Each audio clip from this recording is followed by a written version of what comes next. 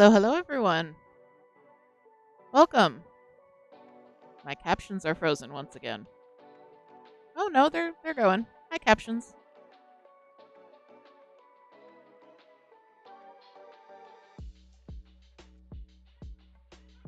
The captions have arrived. Hello, everyone. Welcome. Well,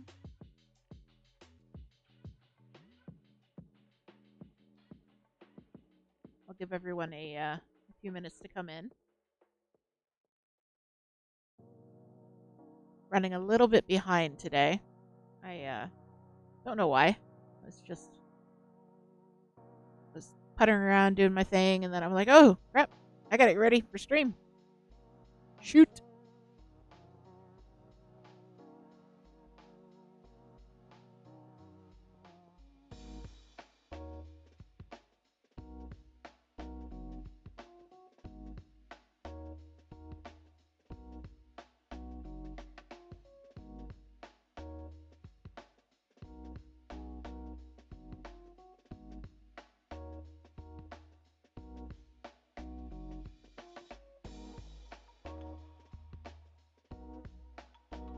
Well, hello, friends. I hope everyone is ready for a lovely crafty chat. Um, it's Monday evening, which means that we are doing our usual Monday night crafty chat, but today is a very special Monday night crafty chat. Um, because this week, as you know, if you're in my Discord server,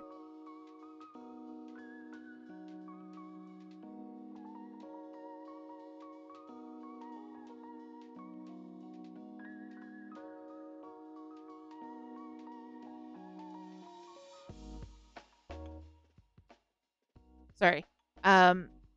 As you may know, if you are in the Discord server this week, we are actually going to be fundraising to cover the vet bills for our kidder Pico, who you can see on screen right now at the vet, being a very good girl. She's a very good girl, and unfortunately, she's been in and out of the vet several times over the last few weeks. So and I'm sure anyone with cats knows, the bills can mount up, and there aren't as many financial supports for animal medical bills as there are for human medical bills. So we're reaching out to you, our community, to help us out right now. I'm gonna go through this a couple of times. Just this is difficult for me. I don't usually ask for help like this, especially to my community. I'm all about hanging out and creating a cozy atmosphere, a cozy vibe.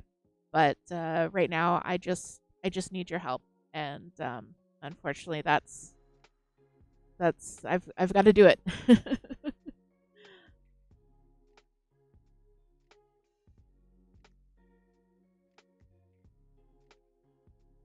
Give me one sec, guys.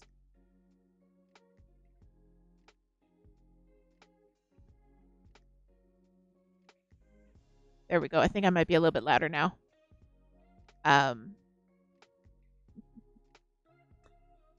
So we're running a fundraiser to raise money for Pico's vet bills. And if you're watching this, you might be wondering what you can do to help us out, how you can help us out. And there are a few ways you can do that. So the first way is just by being here. You can just be here, support the stream, signal boost it, get it out to your friends, your own communities. Let them know what we're trying to do, and just hype the stream. Just being here is an amazing support to us, and I super appreciate it. The second way that you can help us is by donating, which would be awesome. You can do that through coffee.com. It's up on the screen, that address there, and the link is also in my profile. It's going to be up on the screen all the time.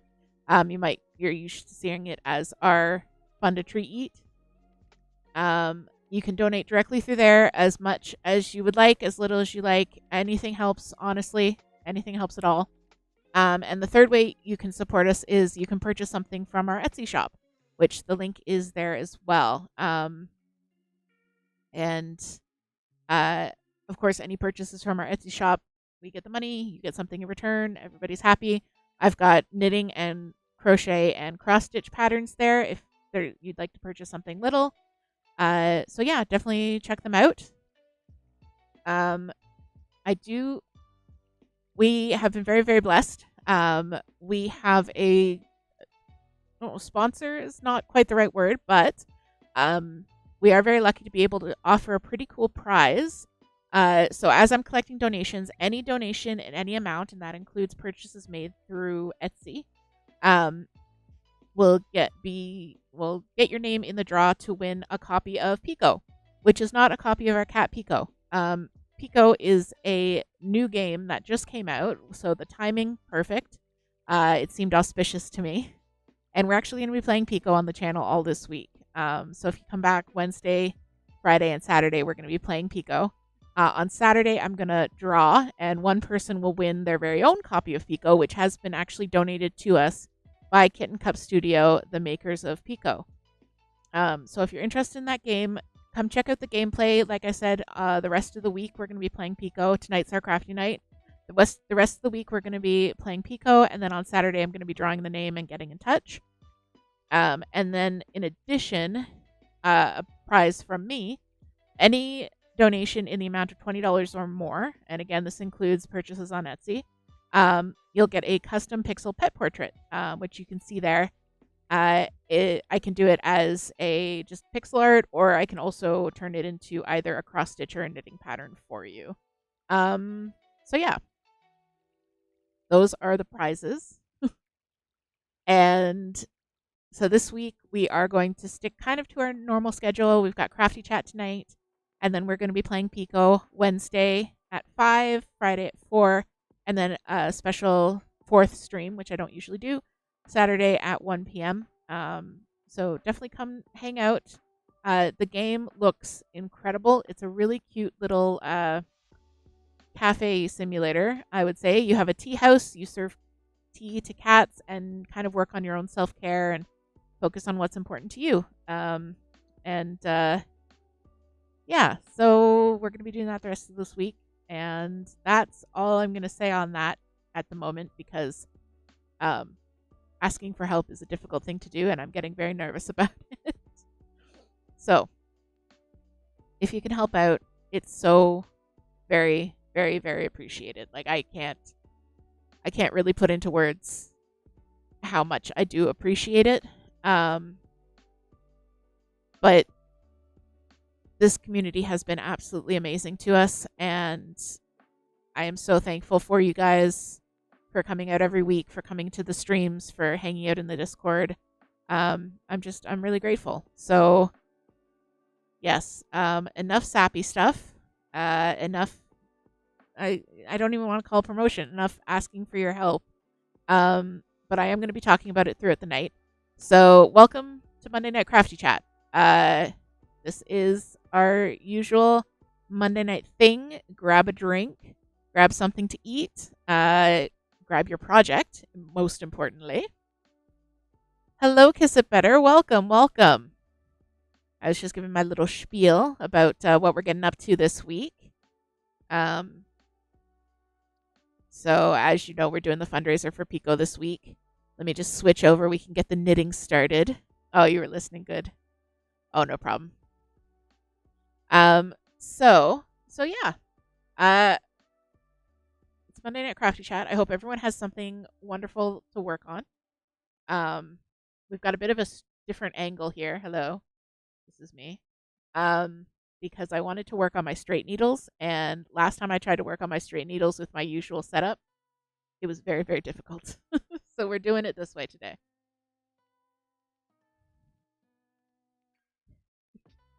Yeah, Toot's definitely not avoiding cross stitch by doing anything but cross stitch. That's definitely what's happening.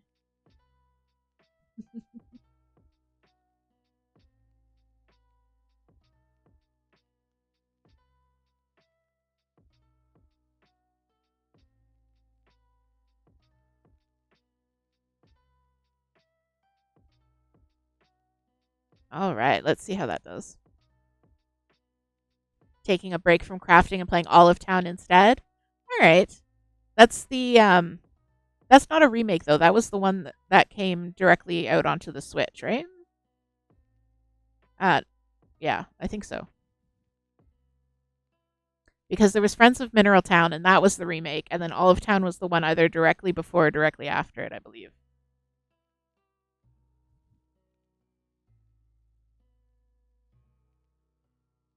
I played both of them. I can't remember the difference. I think Olive Town had a slightly more interesting farm because there was like space across the water and you had to unlock and repair stuff as you go. I think that's what it was.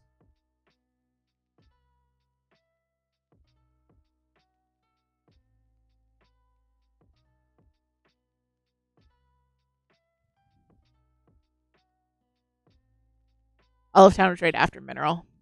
So, yeah, I can't I don't really keep track of them anymore because I don't really enjoy them.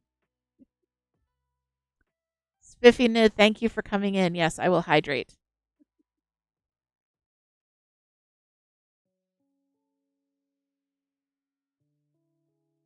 As you can see, I have my usual. You can see more of my desk now from this different angle. But I have my usual neurodivergence of drinks. I have some water with Crystal Light. I have tea, and I have Diet Coke. Thanks for hopping in and joining us. Are you working on anything tonight?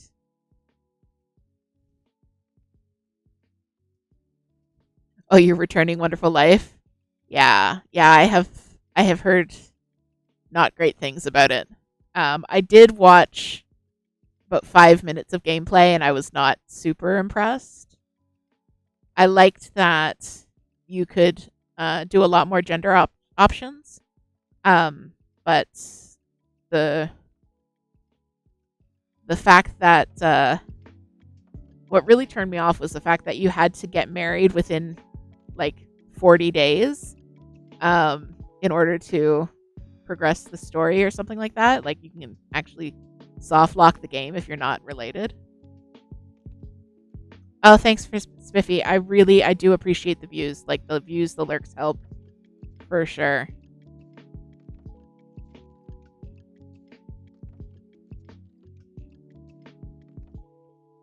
Oh no, Kiss It Better. That's awful. I'd much rather have the problem where I have like too many options for marriage. Where like I can't decide who I want to do because they're all interesting, which is what I found with Stardew. But yeah. Oh, that's rough.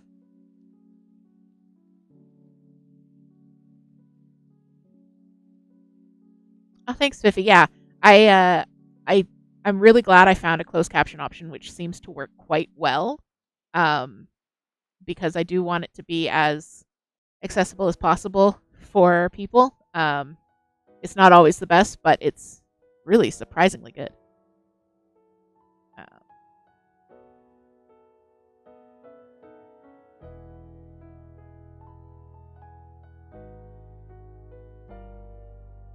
too many bachelors or bachelorettes.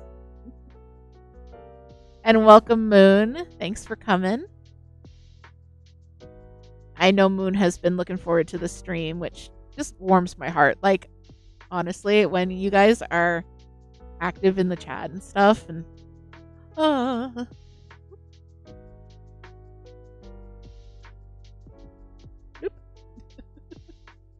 oh heck, we have our first cat of the evening.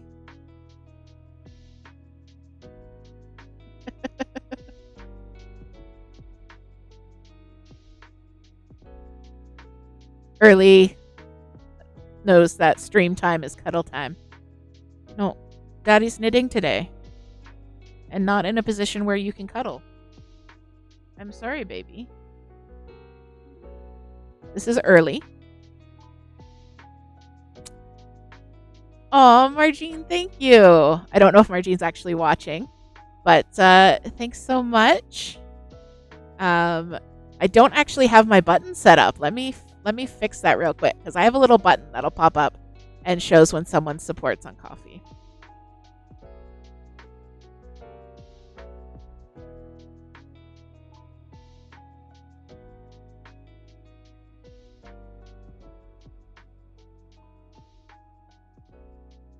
Early, baby. Daddy's streaming, so can cuddle you in just 1 second, okay?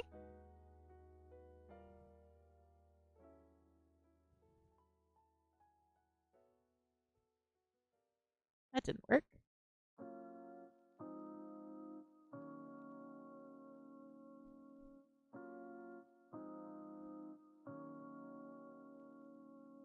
Oh, there we go.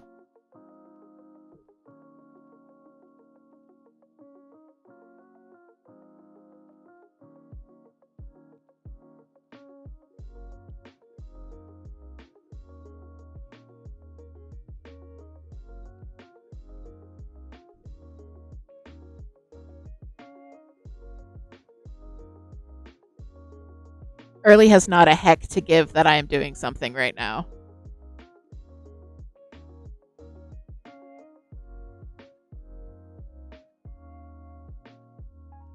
Early, baby.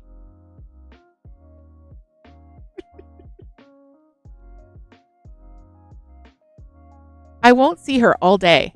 And then as soon as I start streaming, gaming, or crafting, she's here.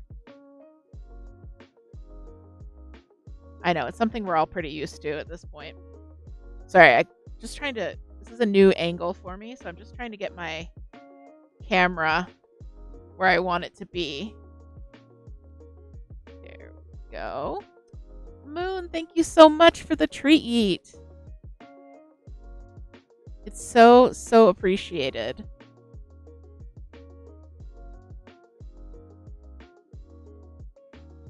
Let's give Early some love.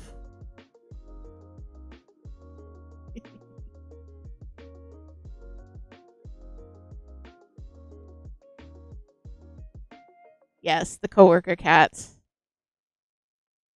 They do kind of get used to it. Like if you get them accustomed to having to settle where you can actually work, they do adjust mostly.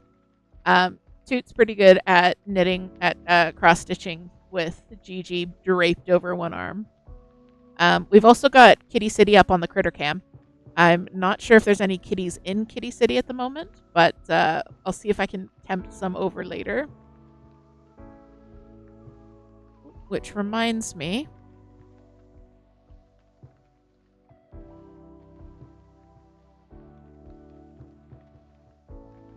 Hi, Early. What are we doing? She thinks by coming at it this way that she thinks if she comes at it this way that I won't see her and she'll get all sneaky-fied. But that is not actually the case.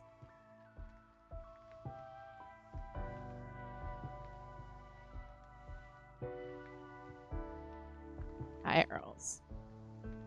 I love you. You're a good girl. Okay.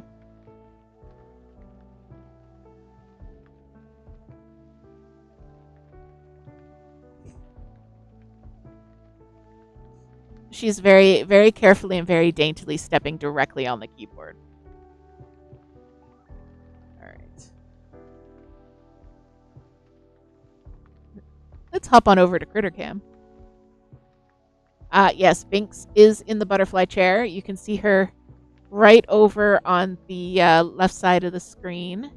In the gray chair, that little black void is indeed Binks.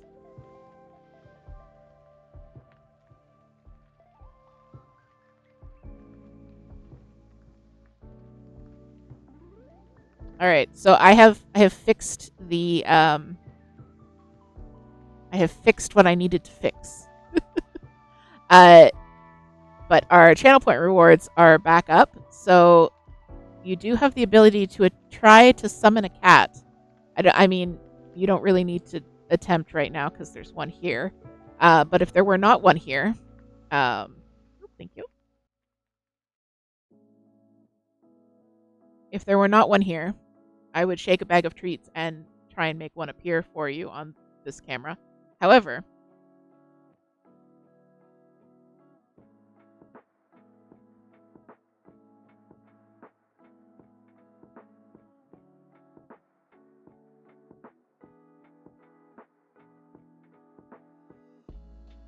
And then she gives me the angry tail like I'm in her way.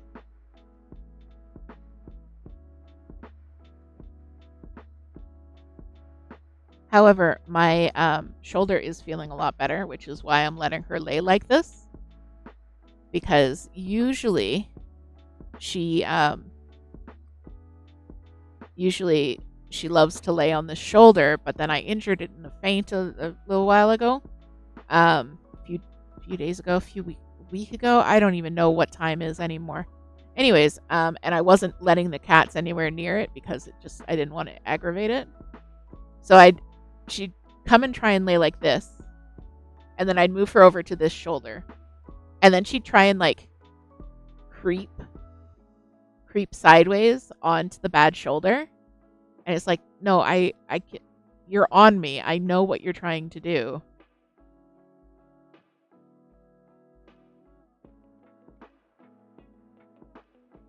What did I just do?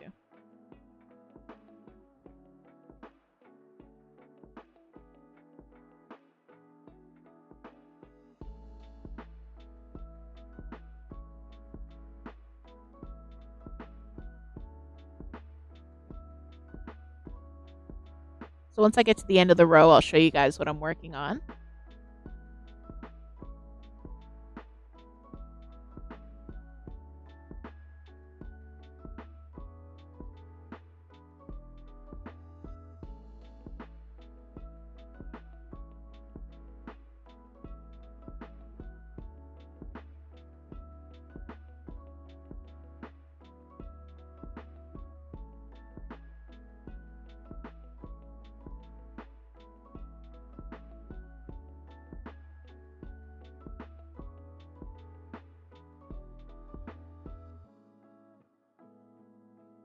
Una gives the angry tail sway when she's just simulated. Yeah. Yeah, I don't think she's actually angry. I think just like something is touching her. So she gives a little tail swat because she's so happy right now.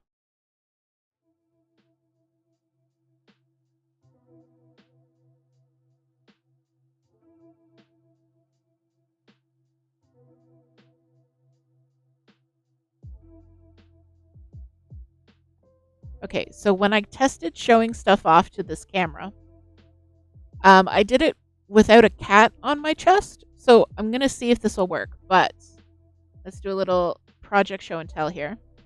So you may recognize these as my vintage socks. Yes, these are socks. I'm working them on a pair of vintage straight needles that I inherited from my great grandmother. They are socks. They will be socks. And they're called the Innovation Pheasant's Eye socks. It's from a Patton's pattern booklet, Patton's Beehive, so that tells you it's old, from about the 60s, probably 50s or 60s. In fact, it might even be before that. Like, it's very hard to find information on the booklets if they aren't dated on the booklet themselves. So basically, I'm knitting like this. Earlier helping. I'm knitting this T-shaped piece. So if I rotate it this way, this might help you get a better visual. So this part here is the leg of the sock. This part here is the instep. And then I will form this into a tube, knit a back panel, the heel, the sole, and then bring it all together with the toe. I don't know how it's all going to work. There are no pictures provided with the instructions. You kind of get like this is what the first piece should look like, and then here's the finished thing. So it's going to be really interesting, to say the least. But yeah, I've been really enjoying working on these. I worked on them like crazy for the first, like maybe up to the end of the green stripe there, and then I set them down for a while because of course I did. I am the king of an unsustainable number of whips. And then I just picked them back up, and they've actually been going quite quickly off the needles. Early, are you being Vanna White with your tail? Yes, this is the sock. Okay. Um,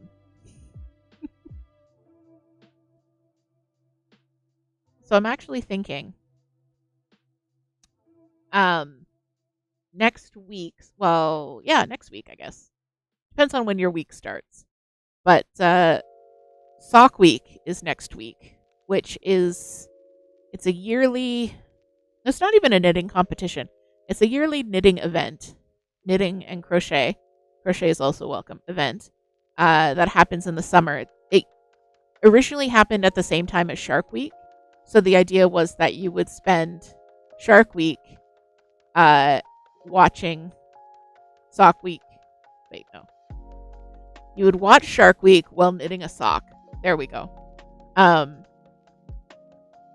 But then the organization for Sock Week became so complex that they couldn't wait for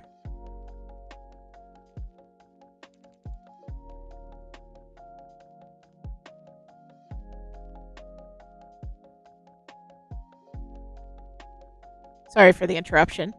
Early had to move. The planning for there we go. This heckin' camera. Every time Early moves.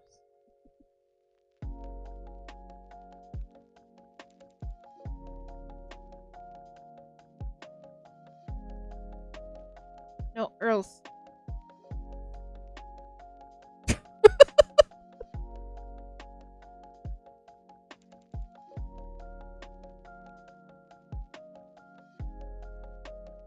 Anyway, the planning for Sock Week became such that the Sock Week organizers could no longer wait for the dates of Shark Week to be announced.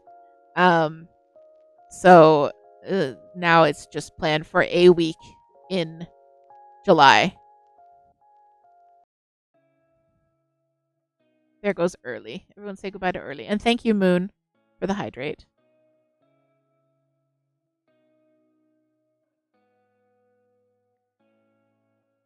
Oh, thank you.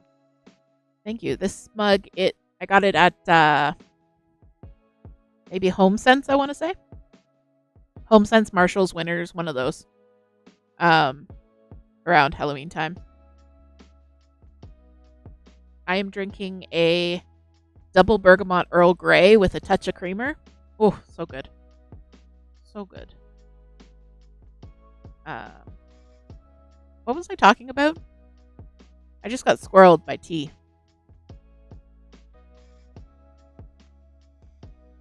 Oh, it is good. Yeah, it's from Stash. I just love Stash. I'm a big fan of the Stash bag teas. But yeah, it's the double bergamot. Sock Week. I was talking about Sock Week. So it's a week in July. It is vaguely shark/beach themed.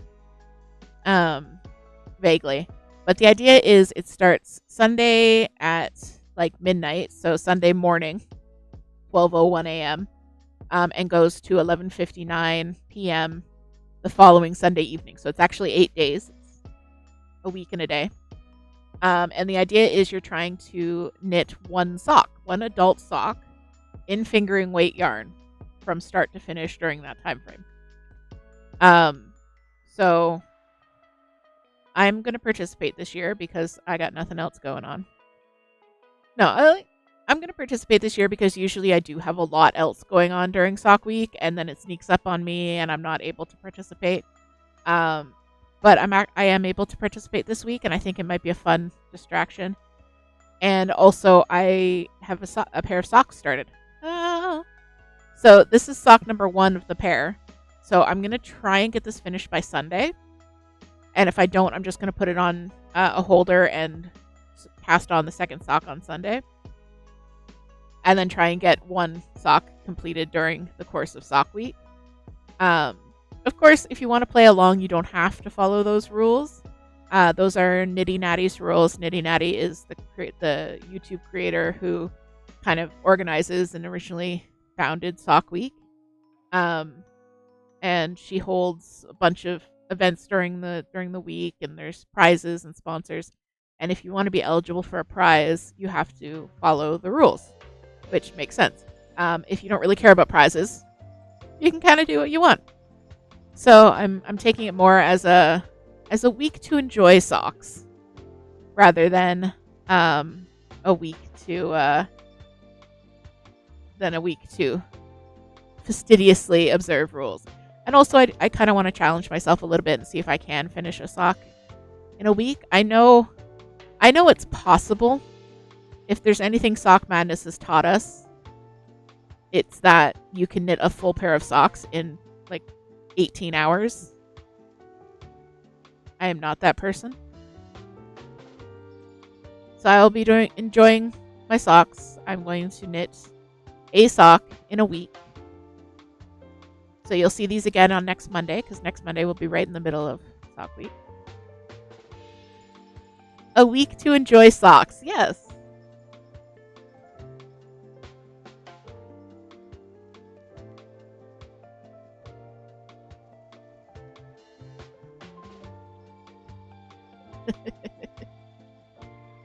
It could also we could also have a socks week and replay some mail time.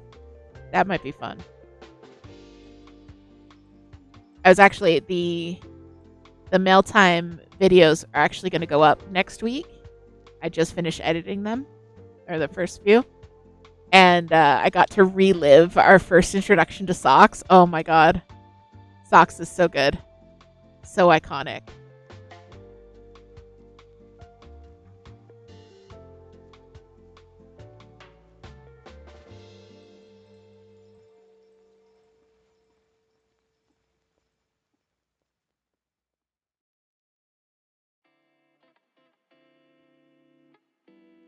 So this pattern, despite being vintage and having no pictures, is actually quite thoroughly written, which is not usually the case with vintage patterns. Usually they're quite brief, because I mean they had to be printed and they had to save space. Basically, they had to save page space. So they wrote everything as short as they could. This one actually includes measurements for how large each section should be, which is good because I'm actually working on slightly larger needles than it calls for, because I'm using Patton's Croy, which is the dark gray here. And Patton's Croy is a very hard wearing yarn, but it's also a little bit thicker. So I wanted to use these needles because they were my great grandmother's, and they were slightly larger than what the pattern called for, and the yarn was slightly thicker than the pattern called for, so my gauge is slightly off. So I'm having to rewrite the math on the thing as I go, which is fine. And I was kind of worried about when to stop doing the instep, because it's not like, I know my measurements for a normal pair of socks, but this is a strange pair of socks, an innovation pair of socks, if you will. And this section here, I was like, okay, this needs to be as wide as the instep, but like, so now I need to find a pair of socks and measure that and figure that out. And then I read the next page of the instructions, and it tells you exactly how wide it's supposed to be. So this kind of section of the T that I'm knitting here needs to be, threatening you with the needle. This section needs to be 3 3/4 inches wide, and it's just about 2 inches at the moment. So I've got just under 2 inches left to go. So. And then I'll knit another little flappy like that, and then I'll do the back panel and the sole. These were designed so that you could knit the heel, and then when the heel and the toes inevitably wear out, because that's what they do on knitted socks, they wear out, you could replace the heel and the toe without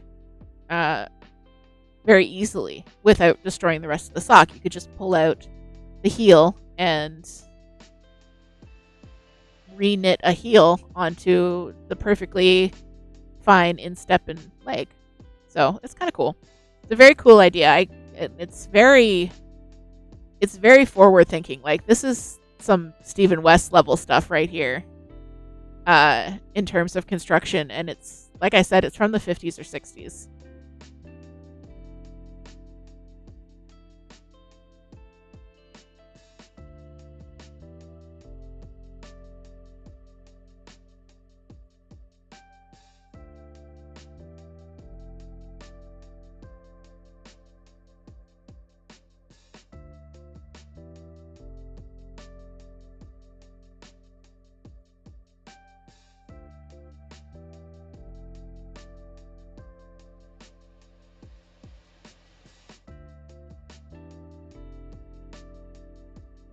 So I'm working on this. Spiffy's at work. Shell's playing some Olive Town. Toot is working on her Halloween cross stitch. Halloween is my religion, but probably not right now because it's black on black. Black thread on black Ada. And the sun's about to go down, so that's going to be interesting. Is anybody else working on anything fun tonight?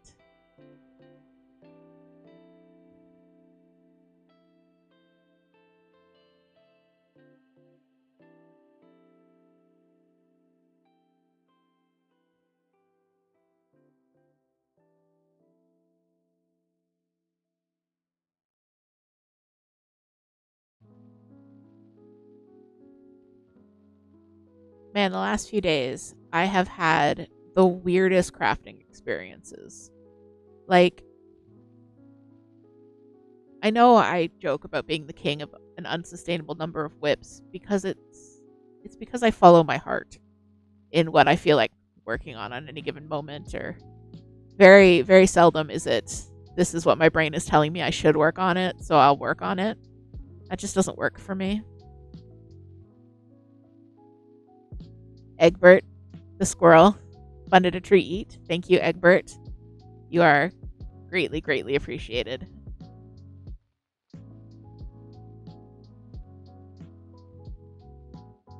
You guys are going to make me cry with all your support. Thank you so much.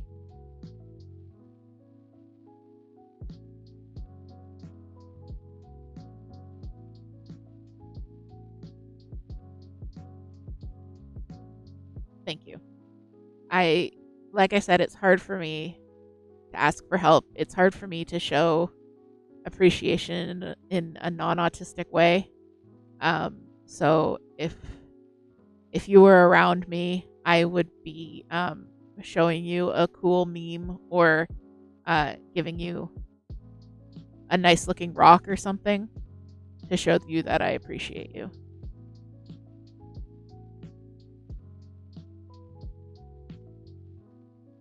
Thank you, Opie. You are very, very loved. I'll see you guys in a minute and a half as these ads play if you are not subscribed.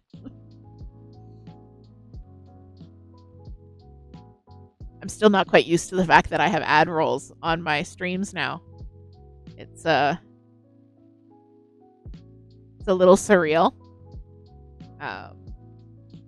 But very cool.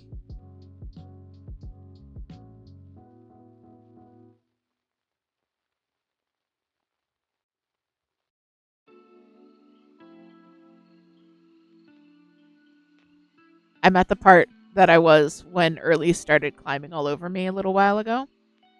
And there's like a big gap in my stitches where I didn't tighten something I was supposed to tighten.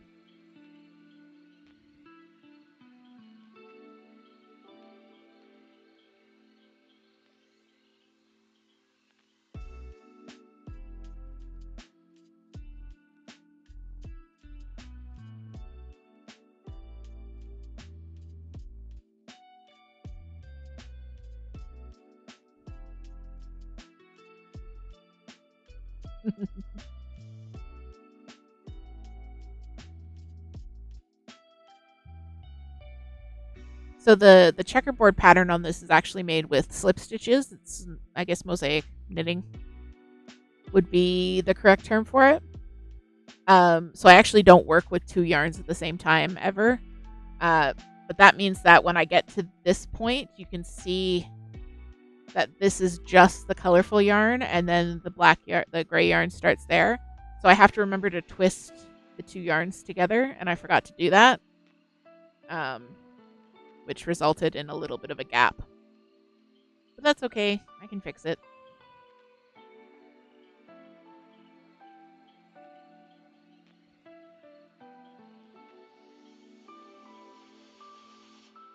So yeah, my knitting mojo. It's been all over the place. I was feeling the urge to knit with a specific yarn and knit a specific pattern in that specific yarn. I got 3 skeins as a gift, and I wanted to make the cryptid cowl out of them. And I'm like, okay, I'm really excited about this project. I really want to do this. So I started it, and it wasn't turning out. I banged out like 4 inches of this cowl in really, really fast succession, and then I looked at it and I'm like, this isn't good. Like, if I continue with this, I'm just not going to be happy with it. So I ripped it all out, and then I'm like, okay, so I'm not feeling anything else specifically. I might as well work on some whips. And my brain was just like, no, we're not going to do whips. We're just not going to work on anything. And I'm like, okay, that's fine. We'll take a little crafting break. I'll read my book, or we don't have to be crafting at every possible moment. And then it kicked into overdrive, and it was like, no, we're going to do this. And no, you don't want to do that anymore. You want to do this. No, you don't want to do that. No, we're going to do this now. And it was like it was like extreme executive dysfunction. It was like executive dysfunction had just chugged a monster or something. I went through so many projects in the space of like an hour. It was unreal.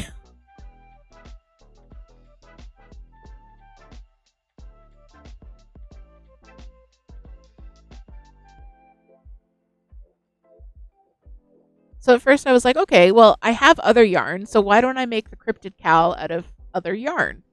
So I actually swatched for that. Like, I did a little swatch to see how the colors would look, and they looked good. But then by that point, my brain was like, no, we don't really feel like doing that. I'm like, okay, so what do we want to do? And then I was talking to Kiss It Better, and we were talking about, I don't know what we were talking about. And we were talking about knitting books. Oh, right, the Beatrix Potter knitting book is coming out.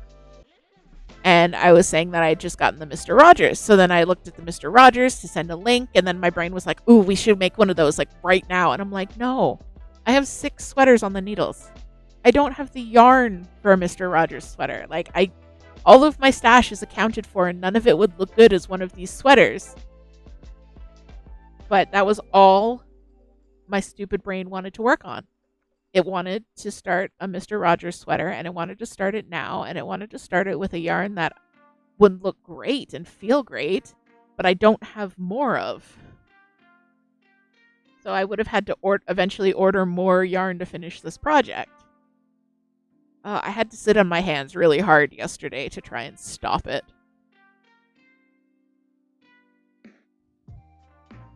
So eventually I managed to appease my brain. I worked on my Nakraga pullover for a little while. That was nice. Like, it gave me that same like big project feel. Cables, rustic woolly yarn. Just, brain go burr things. So I worked on that for a little bit. I probably will work on it a little bit more. But luckily, my brain has finally caught up with my actual plans. And I will be able to work on these socks. Hopefully. Fingers crossed. I'm glad you found this relatable because, wow, it was pretty nuts in here last night. And by in here, I mean in my head. Like, I'm sure to the outer world, it looked like I was just kind of puttering around my desk doing stuff. It was... Ugh. It also takes my brain a long time to get onto a new track when it can't do what it wants to do. If it's for whatever reason stymied about something, it I I know it's part of my autism. It's the one track mind to the nth degree, where it's like it's just focused on something and now it needs to do the thing.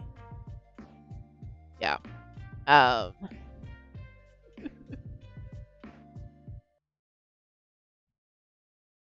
and yeah, I also get it where you have like just a little bit left and then you can do something interesting.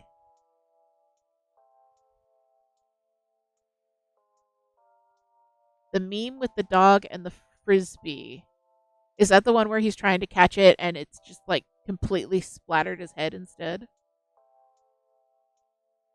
Splattered was the wrong word. That I didn't mean that word when he's just like, "Ah." Oh, the please throw, no take, only throw. Yes, that one. Yep. Yeah. Yeah. Yeah. And it's like, brain, that's not how it works. You gotta work with me here.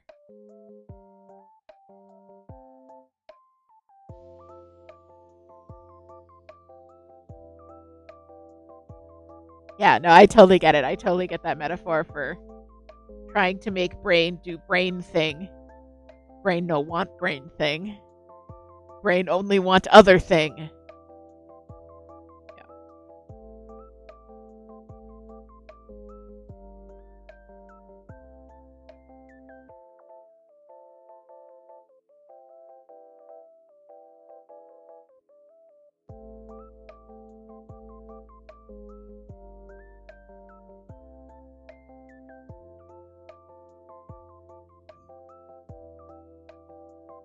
Yes, extra fun when brain no tell what thing it want.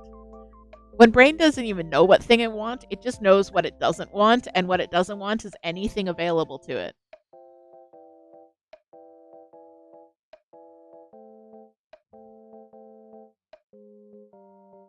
Like I have a cat. This is Bella.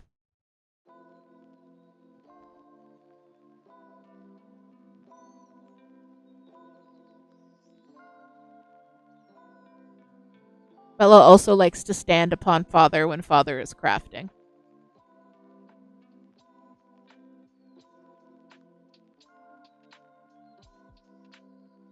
Did you just turn the camera so it's focused on you?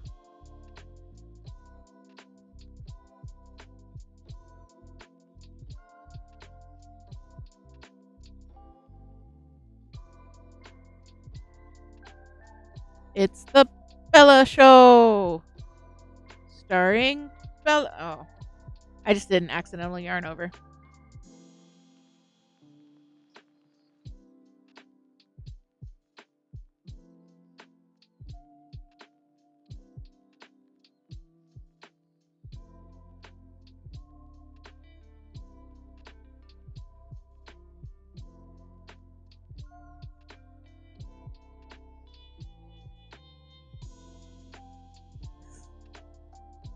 Yep, this is my life now. This is my life all of the time.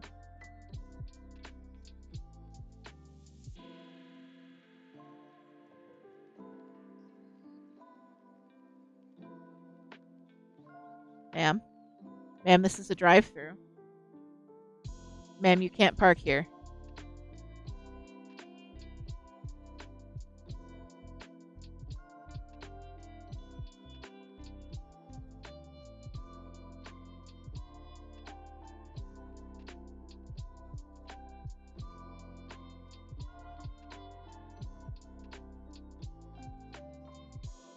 But yes, I have 16 active whips. 16.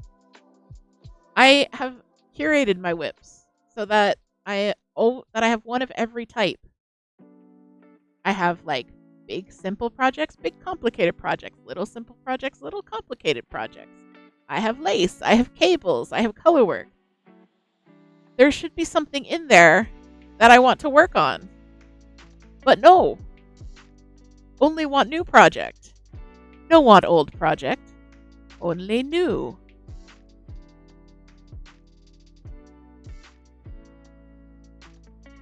Yeah, I know. I am the king of unsustainable whips.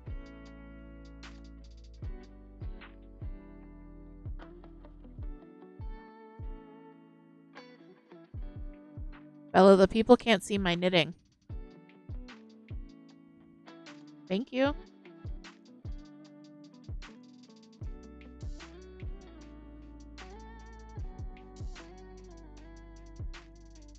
Actually, I only have 15 whips now. Yes, that's correct. Yes. Because I finished the blanket. So I have 6 sweaters, 1 blanket, 2 shawls, a hat, 3 pairs of socks. I don't know what else. I like sweaters a lot. I like starting sweaters, finishing them up to the yoke, and then never touching them again. Apparently, that's what I really like.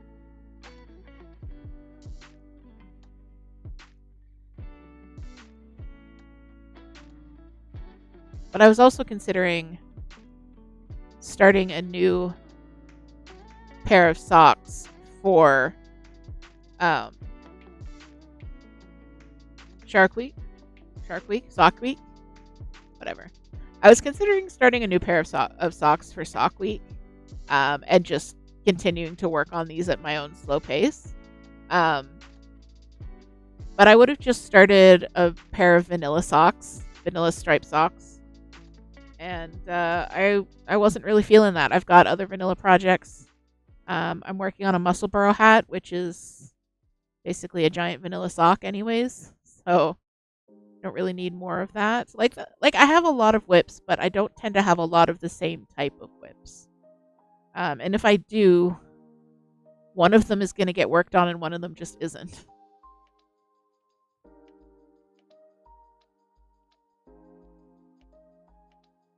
Hi, Mickey. Welcome in. Glad you could come by.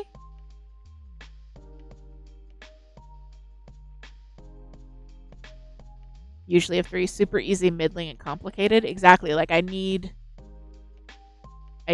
different. I need stimulation. Bella just knocked the microphone away from my mouth. Like, Father, stop. Father, pay attention to me. Father. My brain is a zoo animal and requires various enrichment. But yeah, it really depends on what I'm feeling, what I want to work on. But I also sometimes feel the need to break it down into like cables or lace work or color work. So I usually have multiple projects on. The unfortunate part is that I'll have a project that's partly lace or partly cables or partly color work, and then the rest is stockinette, and then I'll get stuck on the stockinette. So then, even though the project itself is like my lace project, I'm stuck on stockinette section, and I don't want to work on it because it's just plain stockinette. I'm looking at you, what tomorrow brings, shawl.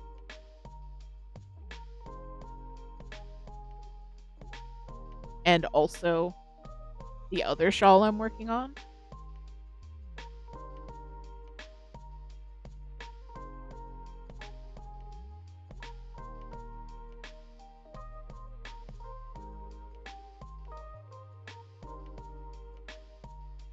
Hello.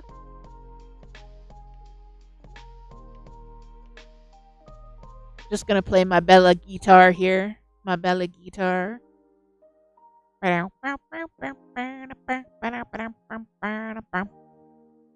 Bella guitar. Bella guitar. You need to block your shawls. Yeah.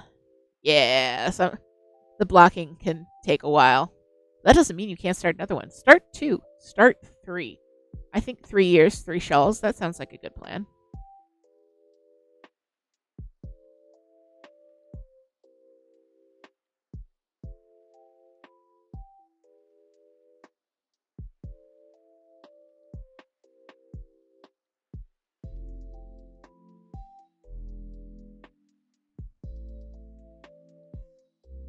your focus is tops.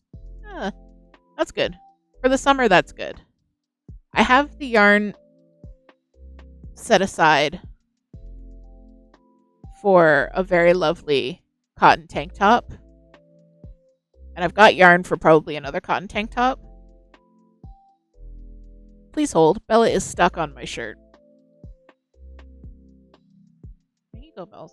You're free. Free to show your butt to the camera. Keep moving, ma'am. Man, this is a drive-thru.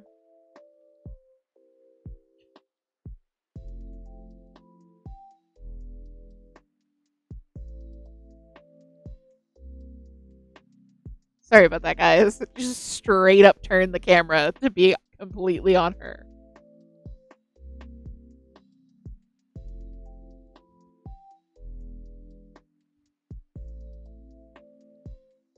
Well, I'm going to pet Bella a little bit, and since it's been an hour, I'm going to encourage everybody to hydrate, first of all. Hydrate, get up and stretch,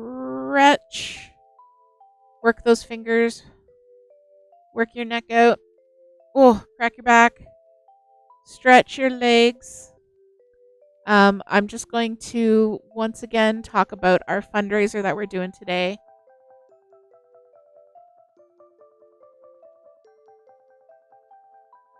I'm just going to talk about our fundraiser again. If I can bring it up here. There we go. So we are running a fundraiser today and the rest of this week as well. We're just trying to raise some money for Pekoe's vet bills. So if you can help in any way, it is super, super appreciated. Even if that's signal boosting, getting the word out to your community, getting the word out to your friends, letting them know. We appreciate everything. You can donate directly to us. Let's pull up this. You can donate directly to us at Coffee, or you can check out our shop on Etsy and purchase something from there. We have knit, crochet, and cross-stitch patterns available. We do have prizes as well. The rest of the week we are going to be playing the game Pekoe, which we're fundraising for Pekoe. Pekoe just came out. Seemed like the perfect combination, but Pekoe is a very adorable tea house simulator where you are a small cat running a small cat tea house. And the dev team behind Pekoe, Kitten Cup Studios, has very generously donated a copy of the game to the fundraiser. So I'm going to be doing a draw for that. If you donate anything, any amount at all, you will be in the draw for Pekoe. I'm going to draw that on Saturday during the stream. Wednesday, Friday, and Saturday this week, I'm going to be playing Pekoe. So you can see what it's like, and then we'll be doing the draw for that. As well, any donation of $20 or more will get you a custom pixel pet portrait, which I can provide as just a pixel portrait or a cross-stitch or knitting pattern as well. So yeah, we're doing that all this week. If you can help, that's amazing. Just being here is help enough. Following the stream, liking the stream, letting your friends know, hey, there's this really cool streamer who has a totally cozy vibe. They do crafting streams every Monday night and play games on Wednesdays and Fridays. It all really helps. So that's my little spiel. I hope it didn't take too long. I've still got Bella here on my lap, but she is about to leave because I know, baby, you're stuck on my sleeve. There we go. Because if you'll turn your attention to the critter cam, it is treat eat time. It is time for a treat eat. So everybody also get yourself a nice treat, but not before enjoying what should be a cavalcade of cats.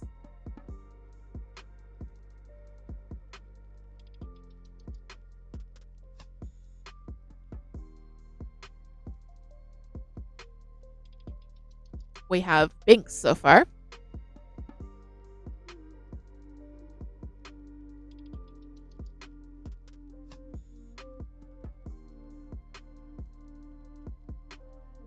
So So if you're ever curious about who's up on the critter cam, you can use the command !critter, and it'll get you some information. And we have the girl of the hour right there, Pekoe, just peeking out at the bottom of the screen.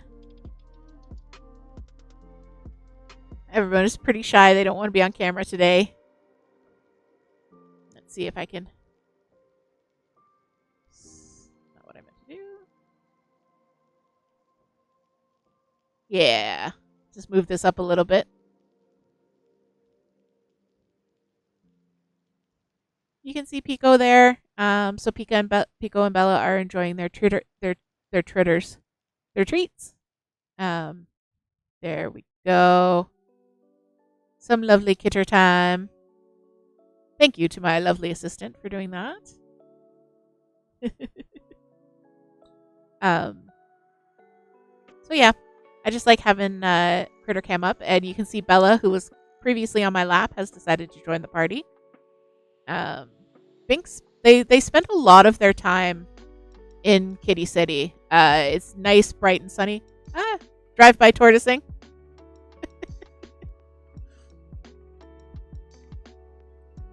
Pow does not live in Kitty City, but good. I'm glad it made you laugh because it better. The cats really do enjoy it in Kitty City. They're in there all the time. It's super bright and sunny, and that's why. Oh, we got another anonymous treat eat this time. Thank you very much for that. You are so loved and so appreciated. It's very, very much appreciated by us, by the kitters, by everyone. Yeah. Sometimes our treat eats for Pow are strawberries, mangoes, pineapples, that kind of thing. But the cats, they prefer, the greenies treats. So they get their little our treats. We also have the not churro pops. What are they called? Chewy? No, I don't know. The kitty Go-Gurt, the creamy, the cat creamy, right? It is basically kitty Go-Gurt. It's a little tube of treats. All of them love that except Binks. Binks is actually scared of them and will not go near them. Kind of funny. But we'll often find 3 to 5 cats in this room at any given moment. Of course, the day that I'm streaming, they've all decided to be elsewhere. But Binks loves it in there.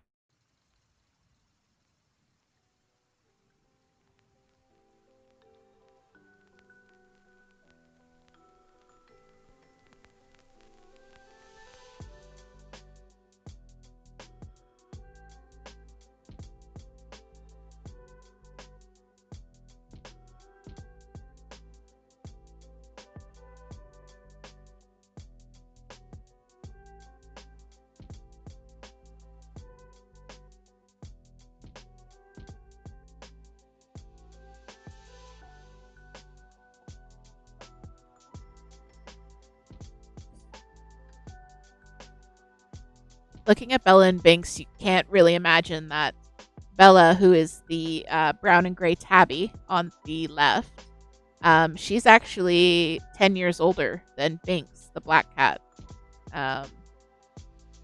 Even though she's itty bitty in comparison. I think Binks is actually a little bit larger than she is now.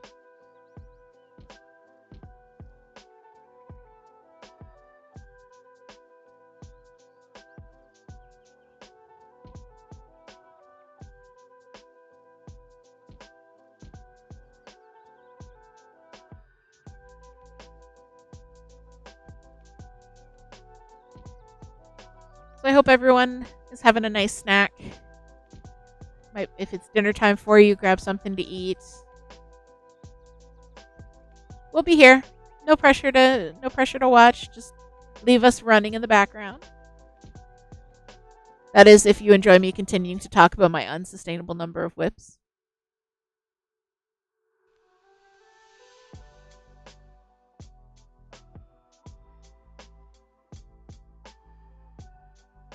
Thank you, Toot, for doing that treat eat.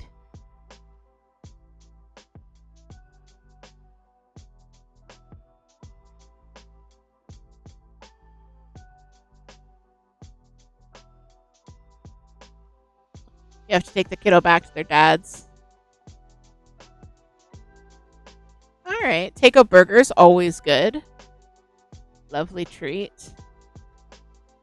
Burger King is like my go-to. I'm not feeling well and I want fast food. Fast food?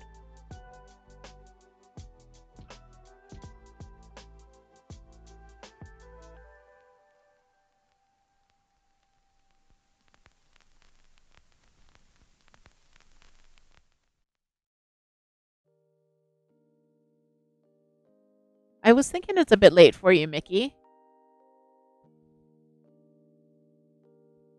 But cheese is an excellent choice for a snack. Cheese snack, always. I've got a Hickory Farms cheese in the fridge that I haven't broken into yet. Soon. Soon it will happen. Soon it will be in my tummy. We discovered that Hickory Farms delivers to us on Uber Eats. Danger.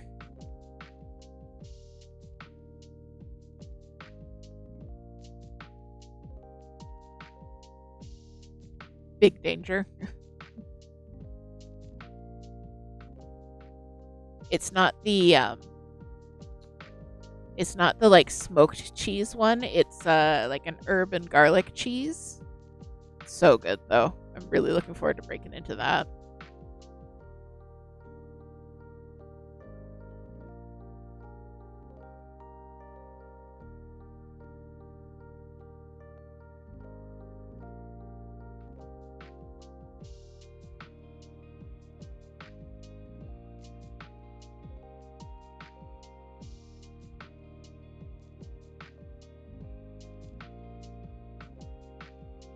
Cheese and pickles for dinner kind of night tonight. Yeah. Yeah, that sounds good. Nice little adult charcuterie. And by charcuterie, I mean let's throw a bunch of little foods into tiny Halloween bowls and call it adult. Yeah.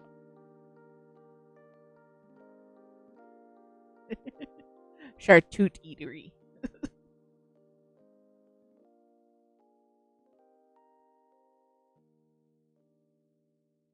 Yeah, adult Lunchables, as Kiss It Better so eloquently put it, because that's what they are, is definitely our like go to celebration meal. It's been our tradition for New Year's Eve to do like a fancy cheese board. Um, and the Hickory Farms store is like the actual store is in the mall near us, so that's dangerous.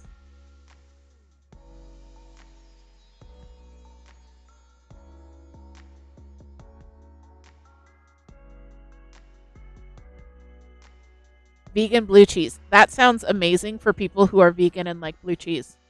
And I know that sounds sarcastic, but I know that those two groups of people overlap, and there has to be a market for it.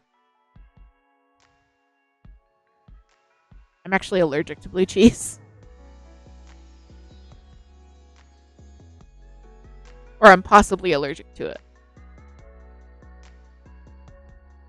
I'm allergic to the strain of mold that is in some types of blue cheese, but I never know what type of mold is in the blue cheese. So I just avoid all of it because it would be like uh, mold roulette. I, d- I could be allergic. I could be fine. We don't know. You love some stanky cheese. Yes, Tooch is also a fan of the stanky cheese.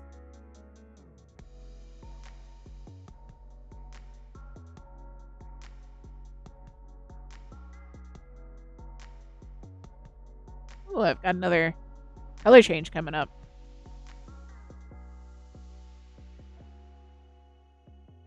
I have actually gotten quite a bit of these done today. I'm quite impressed. Um,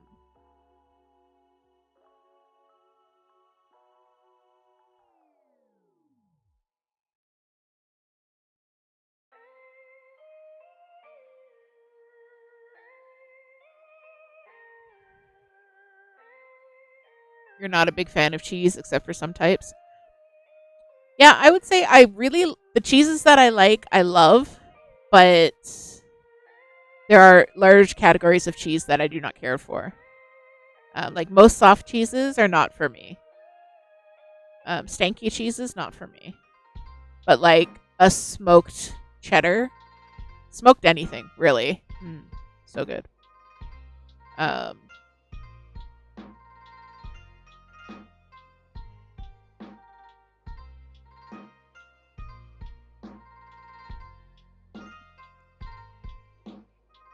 yeah, Moon feels the same. Yeah, like a brie I could almost do. Goat cheese I can do with it on stuff, but and even spread on crackers, goat cheese is okay. I would say goat cheese is the one soft cheese that I can do.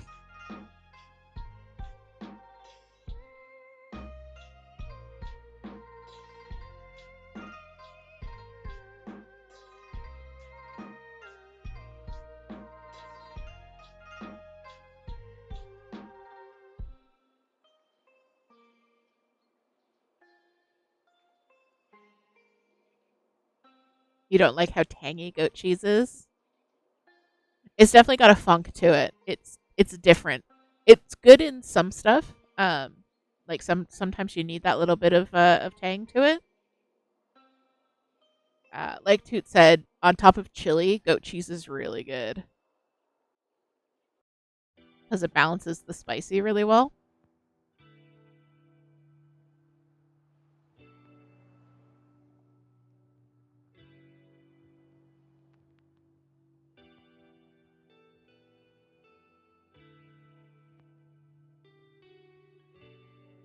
Red pepper jelly with cream cheese on a cracker. I'm with you except for the cream cheese. The red pepper jelly and maybe like a slice of Gouda. Havarti. A slice of Havarti on a cracker. That would be good. But yeah, I make a vegetarian chili that's just like all kinds of beans.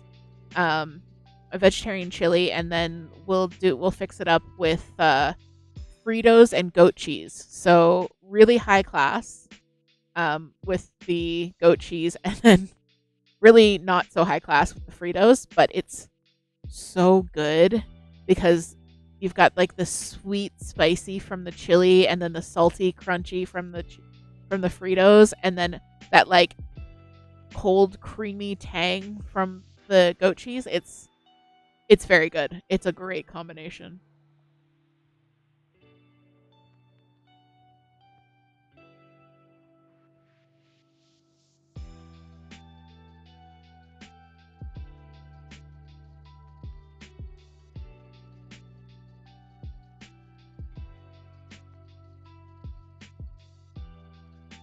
We might have to get the stuff to make chili now.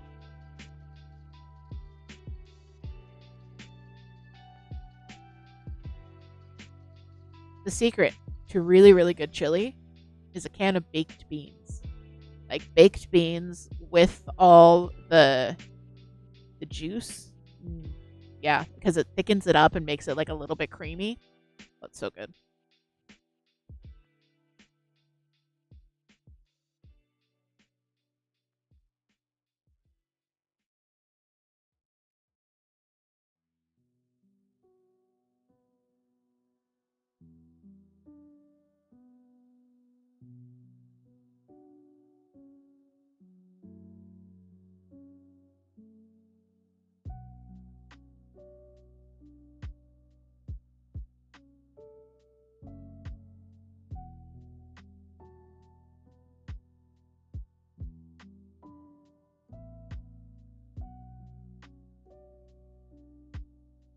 I like these socks because getting them started was an adventure.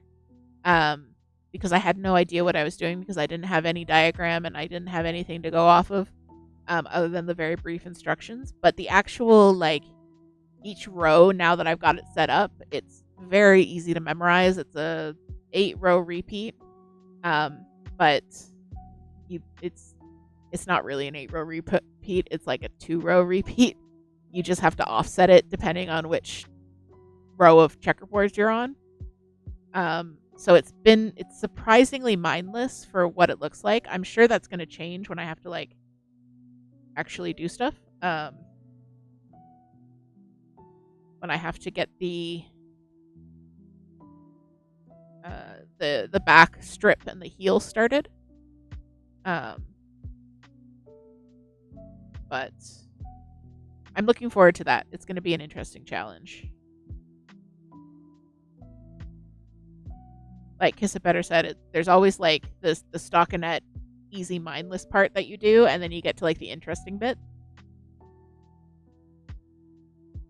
So the heel it calls for is a pretty standard heel flap and gusset, except the gusset is on the bottom of the foot instead of the side of the foot. Yeah, so it'll be interesting to see, but I was looking at the instructions and so basically what I'll do is this essentially works as the rib, and then there's a strip down the back. There's a strip down the back of the sock that then turns into the heel flap, and then it continues under the foot for the sole.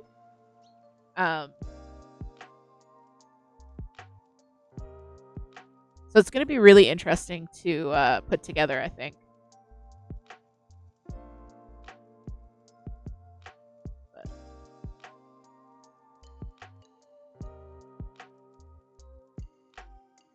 But like I said, I was thinking of starting a new pair of socks, just like a normal pair of socks, just plain vanilla. I only have striped sock yarn right now, which is a little bit too bad.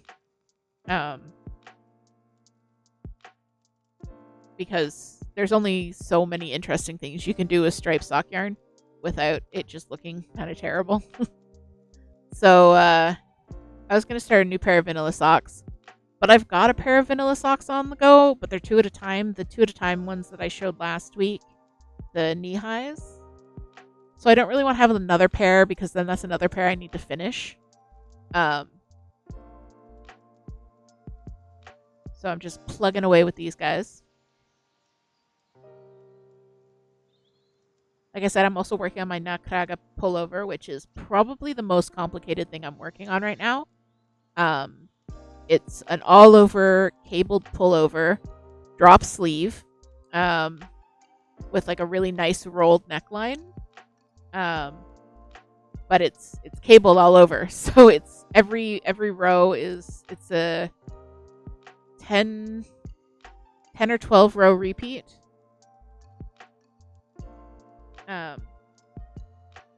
The opposite of a vanilla sock would just be a patterned sock, I guess. I was going to give you a sarcastic answer, but I was going to say a chocolate sock.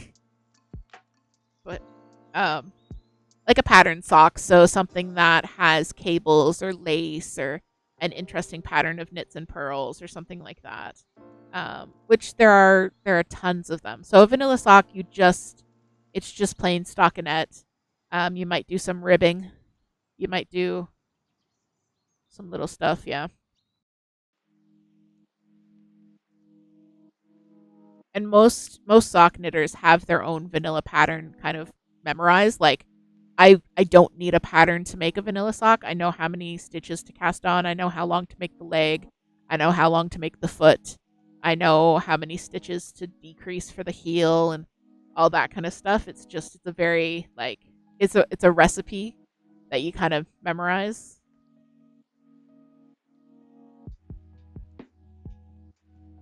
All right, see you later, Kiss It Better. Thank you for hanging out, and yeah, we'll see you in the Discord. Drive safe, enjoy your burger.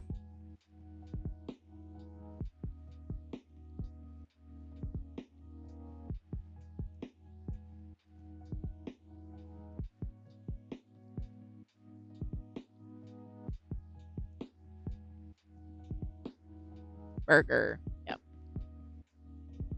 I actually do have my vanilla sock recipe written down if I'm having like just a brain fart and I need to refer to it. And I also have a list of foot measurements, not exhaustive foot measurements, just the measurement of the length of the foot before the toe, for the people I usually make socks for, so that I can just refer to that really quickly. So I have your foot measurements in there, Moon. Wow, that sounded weird. Forget I said that.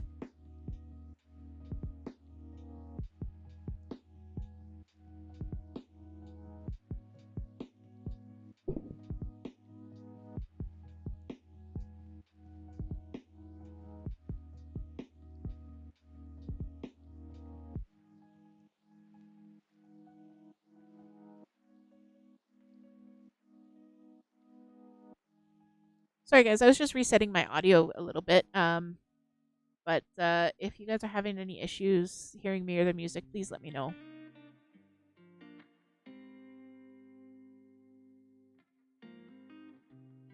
Yeah, I'm a creeper.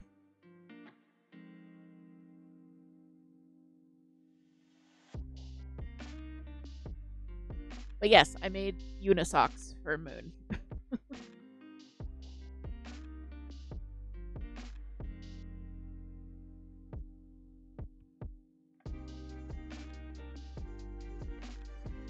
There is somewhere on the internet, and I wish I could find it. The Bernie Sanders meme, I'm once again asking, but it's I am once again asking for suspiciously detailed foot measurements, um, which goes around in the knitting community.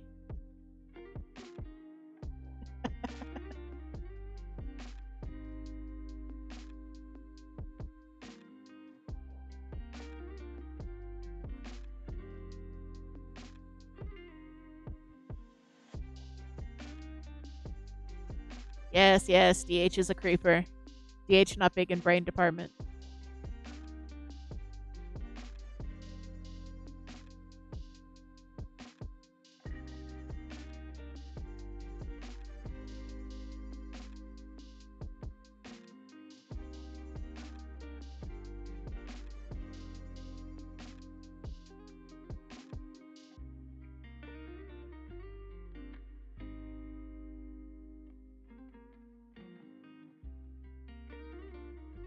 So I think the plan is to try and get these done by Sunday. I'm not going to push myself too hard because I'm going to be working on them all next week. Um, so I'm going to try and get these done. I'm going to work on stuff a little bit otherwise. Um, so I'm really enjoying working on that pullover I was talking about with the all over cables. And I'm also enjoying doing my cross stitch, which is continuing. Definitely working on that. It's starting to look very snake-like, which is very good. I completely finished one whole color, which was quite nice. According to Pattern Keeper, I am a quarter of the way through, so that was exciting. We're waiting on a shipment from Stitch Wit so I'll be able to finish it. I'm still missing 2 colors, but it's actually sitting on my desk right here. I can show you guys. So yeah, it's looking pretty snaky now. So that's only 2 colors. I have more of that brown to go, but the kind of light beige color is all finished. That's all there's gonna be. So yeah, it's looking really good. I'm really enjoying that. Make brain go burr. Glad you like Moon. Yeah, it's so pretty. I'm really liking we switched from hoops to the cross stitch frames, and they are fantastic. They're so much easier to get on and off than the hoops, and they keep the fabric nice and tight too. And if you have to tighten it, it's much easier.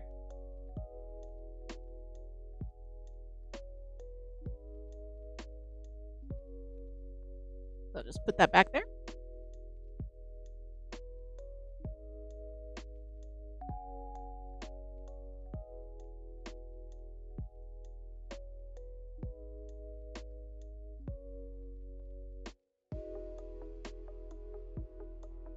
So this is actually the second project that I'm using this yarn for. The rainbow anyways. Beautiful rainbow. I made a pair of knee-high socks for Toot uh, out of this, and they turned out really good. I really like them. They're super cute. Um, but I bought 2 skeins of the rainbow yarn because I thought I would need 2 skeins because usually you need 1 skein for a pair of socks. But I'm learning that I don't know if it's about my gauge or whatever, but I only need about 60% of a skein to make a pair of socks. So I had I had 60% of, I had about 75 grams of yarn left after I finished the knee highs, which is more than enough for a pair of socks. So I'm using them again in these. And then I'll probably still have a little bit left over, I'm thinking.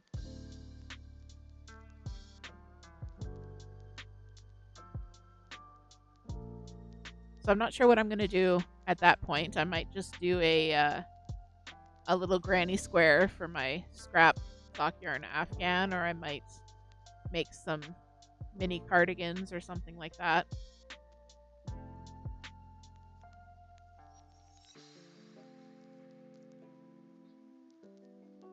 Yes, hydrate. Oh, cat toys would be good too because it does have the wool in it. If you guys are thinking of making cat toys, I usually use acrylic for everything, but I use wool for 100% wool for cat toys because cats heckin' love it. They go nuts for some wool.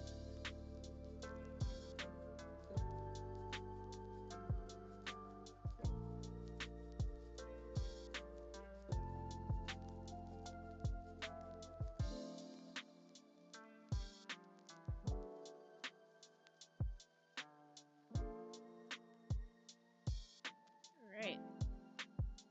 That's another pass of the gray done. We're well into the green stripe now. Let's see. So pro tip, if you're a crafter and you have a desk that you craft at, I don't know how well you guys can see it, but this blue line is this blue line here on my screen is a measuring tape.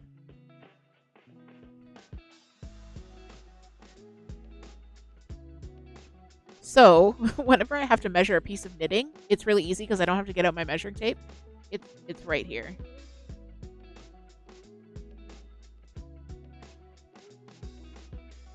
Okay, so we're at like 3 1/4.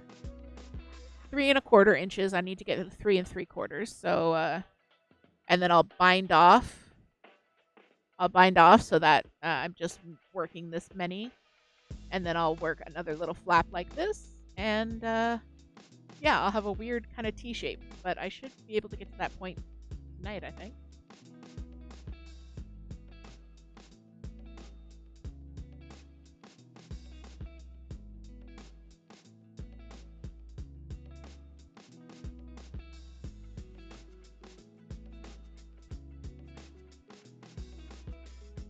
The other reason I kind of want to finish this pair, this individual sock, before Sunday is that I can figure out how to do the back and the heel and the sole before I'm like under a deadline.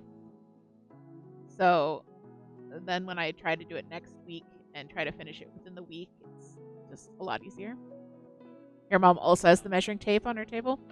Yeah, it's Toot did it first, and I was like, that is game changing.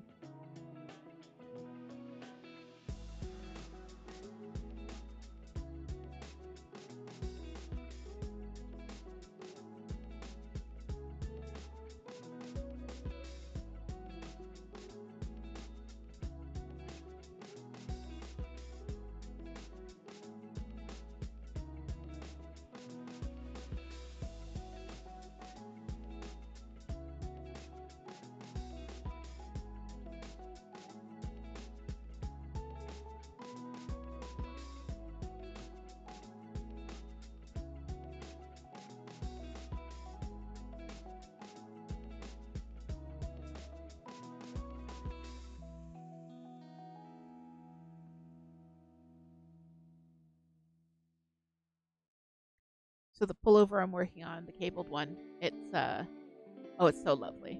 It's gonna look so good. And let me see if I can pull it out for you guys here.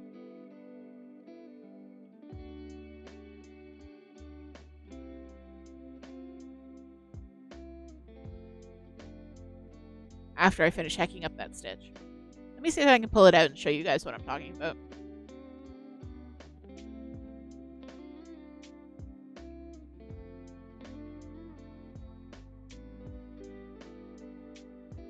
Success!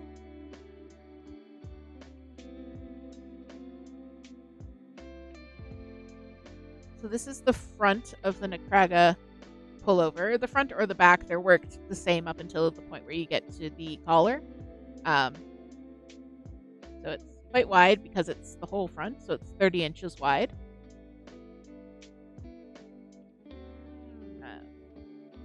It's got this really lovely cabled rib instead of a normal rib. And then you can see just the very beginnings of the cables. It's got kind of this this pattern of pearls there, and then a braid cable, a honeycomb cable, some antler cables, more braids, and more honeycomb and more braids. So the braids are looking really good. You can really tell that already. The honeycomb cables kind of look like they're staring at you a little bit. I know what you have done. Anyway, I love this so far. I love the color. It's this like heathery gray green.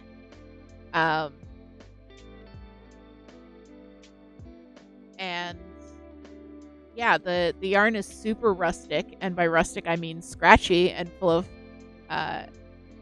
plant matter. But it's super rustic, and it just, even though the yarn is rough, it feels good in my hands. Like I know it doesn't feel good. It feels scratchy, but the scratchy feels good. I don't know if I can explain it other than yarn makes brain go burr. So I'm really enjoying working on it because it's just the right yarn and the right tactile sensation. Oh, and I keep forgetting because it is so complicated because each row is so long and has so much going on in it that I kind of talked myself out of working on it. Because I was just thinking like, oh, that's complicated, that's difficult. I don't have the brain space for that right now. I can't work on that. It's too complicated, and it's not that bad, and it makes me so happy. So that's probably the most complicated knit that I have going on right now. Like I said, I try to have things of different levels and different interests. I've got 2 hoodies on the go, and they're both just straight stockinette right now. Like plain, just knit every stitch in bulky weight yarn on large needles, and I don't want to work on either one of them because they're so the same. And I'm like, okay, I'll work on something else. I'll work on my Chucky pullover, which I absolutely love, and it's coming together quite nicely. But again, it's just plain stockinette. It's just knit in the round and then change colors every 2 or 4 rows. So it just doesn't stimulate me enough. I need enrichment. But I think these socks are a good balance of stockinette and interesting texture. Because for 2 rows, you just work plain stockinette. And then for 2 rows, it's a knit 2, slip 2. And then you do 2 rows of stockinette and then 2 rows knit 2, slip 2. So it's just enough that you kind of have to pay attention. Let's find a human breeder to tell us what enrichment humans need. Yes. We need a human expert.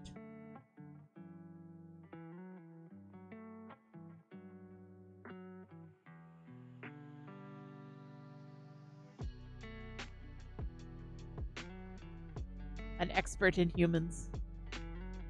Because clearly that is none of us.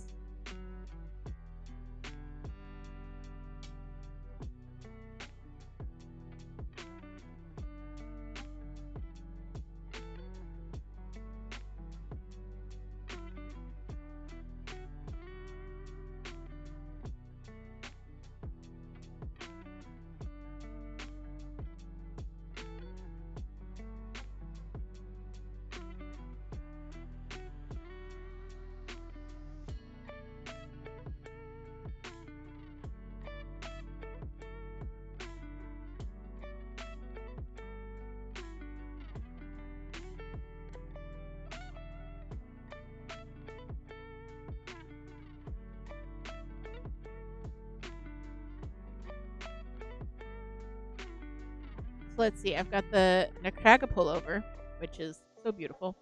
I've got my Chucky pullover, my DJ Music Man pullover. So those are my horror hoodies.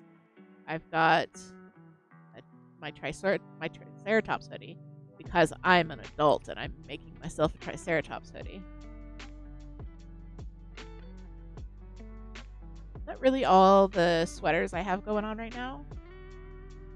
Maybe. So I finished a couple. I'll have to look. Beginning of July completely snuck up on me, and I didn't have any of my journals ready.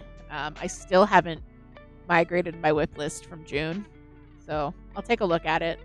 But that really could be all of the sweaters that I have going on right now.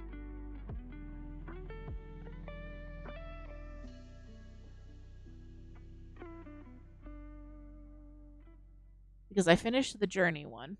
That one was cool. I finished Vampire Day, and I finished Star Wars. Yeah.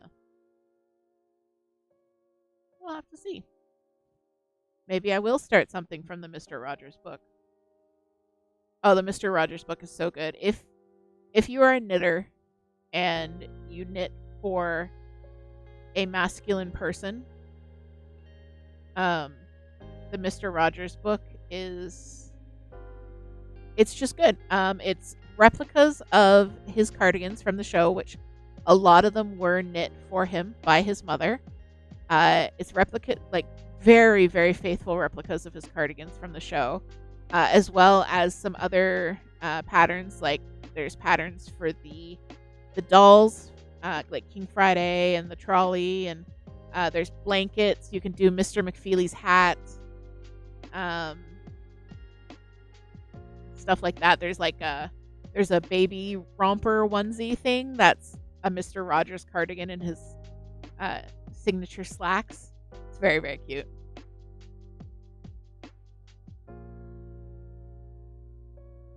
And the patterns are size inclusive, which is fantastic in a published book because let me tell you how hard it is to find. Like the Necraga pullover, it's only written for up to 48-inch chest, I believe is large. It's either 48 or 52. I doubt it's 52. And that's only because it's a men's pattern. Usually her Alice Starmore's women's patterns only go up to like a 42, 44 maybe. And but yeah, so the Necraga I've had to rewrite a little bit to make it fit my body, but the Mr. Rogers patterns I can actually knit as written. I don't have to do any modifications, which is really nice to find. It's a big surprise.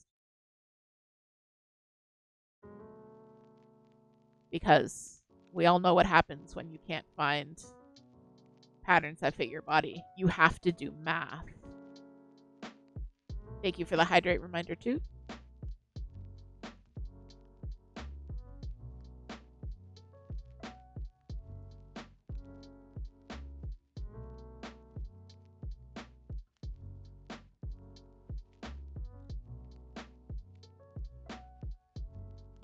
Toot never has to do math because I do the math for her. So yeah, either have to do the math or get yourself a DH to do the math for you.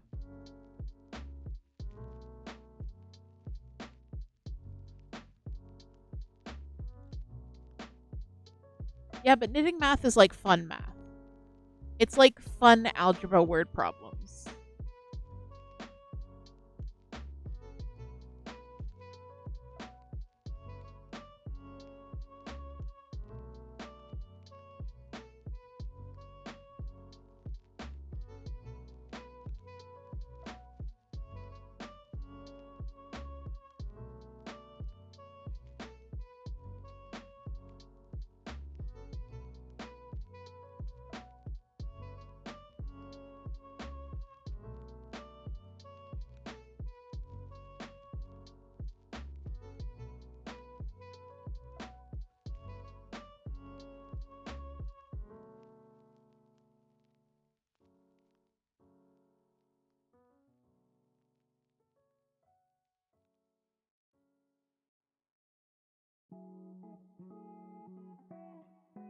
I was thinking about knitting math the other day and designing problems, um, and designing patterns, and the difference between designing patterns for knitting and the patterns for cross stitch, because I'm doing both now. And in cross stitch, like, there's a lot less math that the pattern designer, has to do. Um, and also, as the stitcher, you don't have to do any thinking about what colors you want. Like, you don't have to think, oh, does this color go with this? Does this go with my skin tone? Am I able to get more of this? Will I be able to match it if I don't have enough when I start? No. The designer tells you exactly what colors to do. You know it's going to be DMC. You know all the DMC looks exactly the same, pretty much.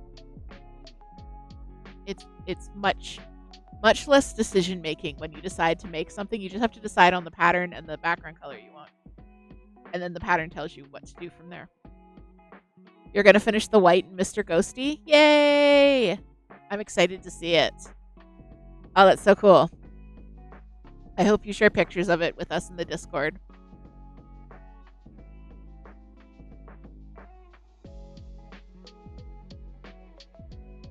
That's what you love about the, much less decision paralysis. Once you have decided what pattern you want to make, you just have to decide what color fabric you want, because the pattern will tell you how much you need, what materials you need, that kind of thing. And a lot of the times, it's pretty clear what kind of fabric it should go on. Like, you can just copy what the designer stitched the sample on, which is what I did for my snake and lavender wreath. Like, there's white and black, but there's also a host of other colors. And hand-dyed fabrics are a thing. I'm learning that hand-dyed embroidery floss is a thing that I didn't know existed. And it's, like, variegated and beautiful. And it's dangerous, and I shouldn't have known that this existed, because now I want some. But not really, but yes, but no, but yes. But yes.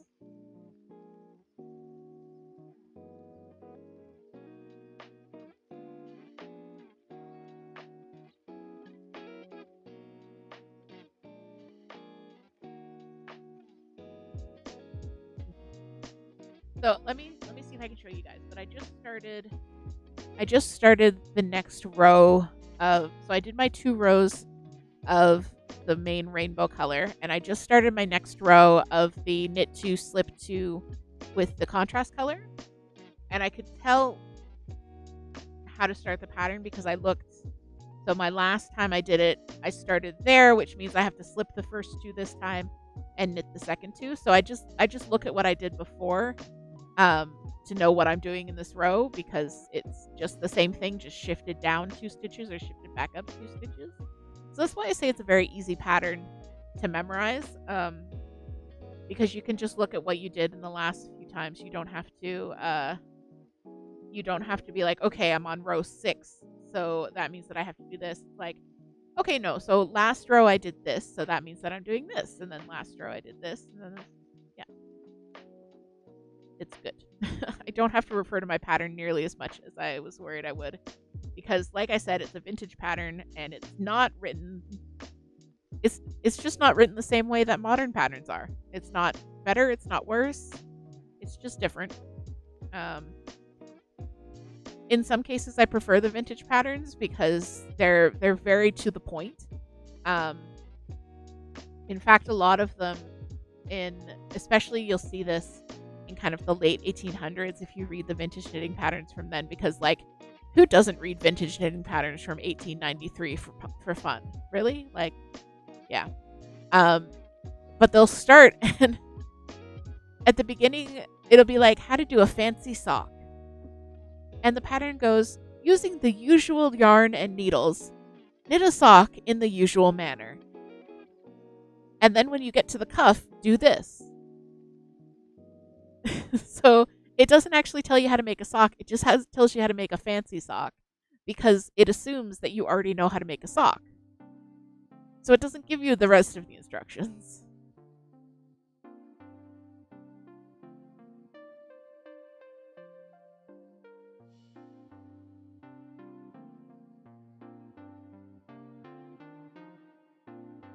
It is very much a pattern for neurotypicals. It assumes a baseline of knowledge that it assumes a baseline of knowledge of what you're doing, and it doesn't hand feed you anything. So it's great if you have that knowledge, but if you don't already have that knowledge, you're kind of like, okay. But seeing people knit vintage patterns and try and recreate them is really, really interesting. If you're interested in the subject, I would recommend Retro Claude on YouTube. She does a lot of vintage knitting and vintage sewing. She's also chronically ill, so a lot of her stuff is like how to manage a large sewing project while chronically ill, or this is everything I got done in this month while also not being able to get out of bed most of the time. So that's Retro Claude on YouTube. Her stuff is really good, really interesting. So I've just put away the knitting. We're gonna have a special guest. So I give this warning every time we have this particular special guest. If you do not like snakes, you should go do something else for about 5-10 minutes. If you like snakes, you should stick around. So I'll just give you, if you are not a snake person, I'll see you in about 5-10 minutes. We're going to be playing marbles in a little bit, so you definitely want to come back. So yeah, here comes the snake. And he is my son. My perfect little ball son.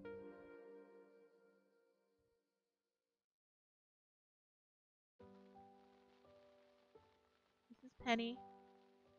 There he is. His little face. Hello, Internet. Hello. Yeah, he's too precious. We have a drive-by Gigi on the critter cam. His little face is too cute. I'm glad you guys get to see it. So this is my son, Penny. He is a ball python. He is a lesser vanilla pastel ball python head clown, which gives him his lovely light color and his wonderful pattern. You can actually even kind of see he's got a little mark right above his eye that looks a bit like a scar. I love it. Yes, he is the reason that the snake emotes are yellow. Mickey is a wonderful artist. They made a bunch of emotes for us of my Penny Bean. So the snake in the heart and the little snake that's saying hi in our bleps. Mickey made those emotes based on our Penny Bean. His name is Pennywise. He's definitely very scary. Lives up to the name a lot.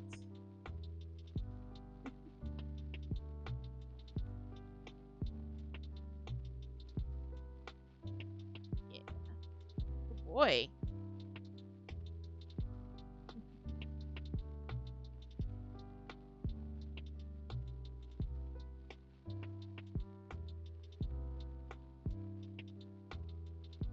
So ball pythons are native to Africa. they're a fantastic, but they're bred widely throughout the world now. They are one of the most common types of pet snakes. They are super docile, very friendly. Um,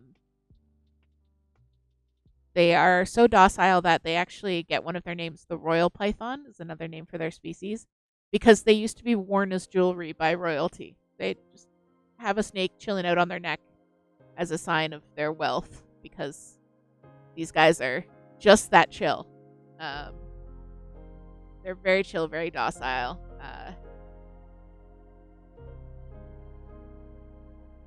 And they come in so many morphs. There's kind of a running joke that ball python breeders just love coming up with weird names for morphs, and they will list them all off.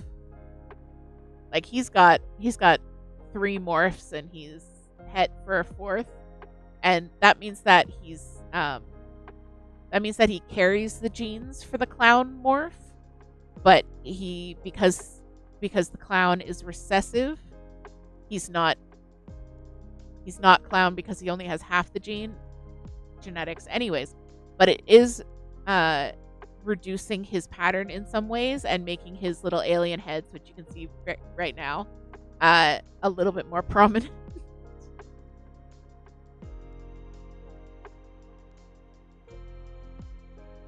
They are actually called alien heads by most people in the hobby. I think they're little like woo ghosties.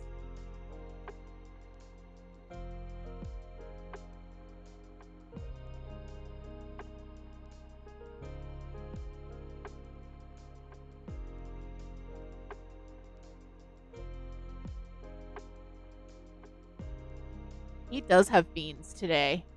Usually he's just a little tiny ball for me. All right, Penny, you want to say goodbye to the people? You just want to explore Daddy's desk? Here, let's say goodbye to the people. Bye, people.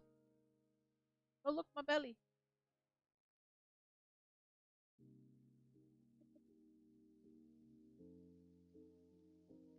Thank you, Toot, for taking Penny. He's gonna go home. So, I once again I want to thank everyone for joining us today.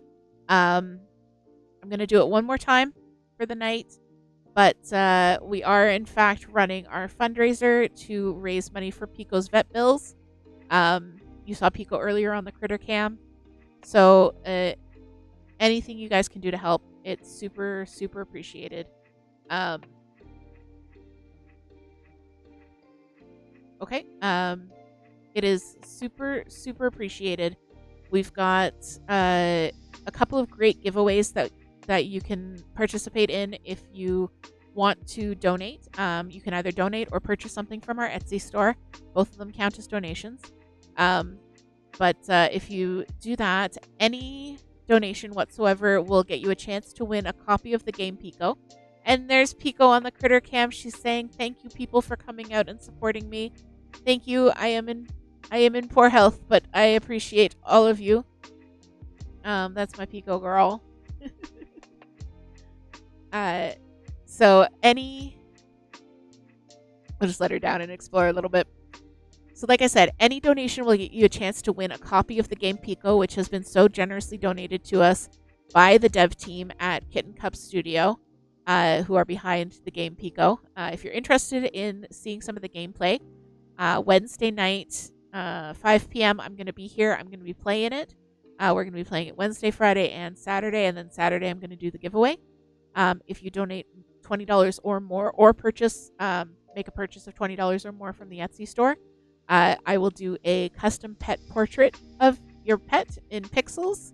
I can provide that as just a pixel portrait JPEG image, or I can do a cross stitch or a knitting chart of it. So yes, so those are the 2 ways to donate. The other ways to support us are just what you're doing right now. Being here with us, signal boosting the stream, showing up, talking about it, being here with us, being here to support Pico. And yeah, so So that's all I'm gonna say about that.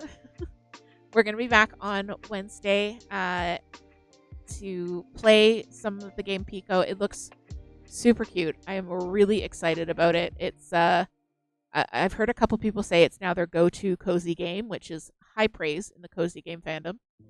But it's you're a small cat. You're running a tea house for other cats. You have to make the tea for them and kind of learn a little bit about your new neighbors, your new friends, and learn what really makes you happy and pursue that. So it's a lovely game. Like I said, we do have a copy of the game to give away, which is so exciting. That was so generous of the devs. So tune in on this Saturday to see who wins the game.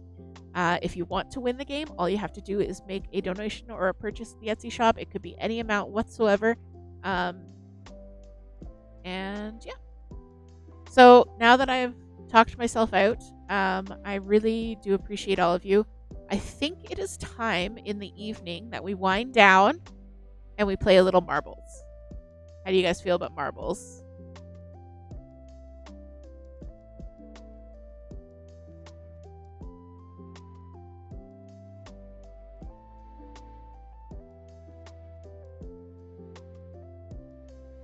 Yes, marbles. Yeah.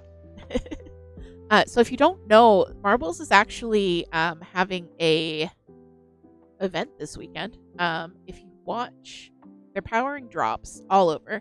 So if you watch Marbles streamers, including me, so this will count towards your watch time. You can actually get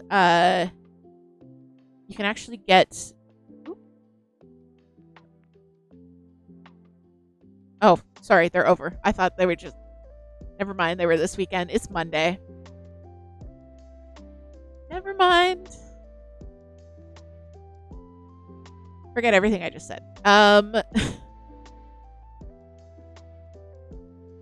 I was like still working on the assumption it was Sunday, even though we have Monday Night Crafty Chat on Monday nights.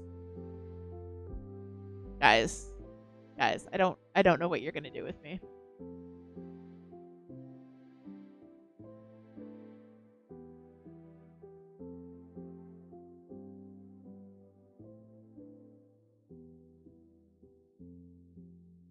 All right, I think that should be good. Everyone can see the game okay? Yeah. Okay, so we're gonna play some marbles. So if you've never played marbles before, it's super easy. All you have to do is type !play in the chat once we get started. Your little marble will show up, and it'll start rolling down the course with the rest of them, duking it out for first place. It's very exciting, very fun. But all you have to do is do play. So right now we're on the voting screen. If you see a map you like, do !vote space the number of the map that you would like, and we will play those. And then we will get started. So if you're out there in chat, you're just lurking, and you want to come back for a little bit of marbles fun, feel free. All right, we got 3 maps. We're going to do a Grand Prix of 3 races and see who comes out on top.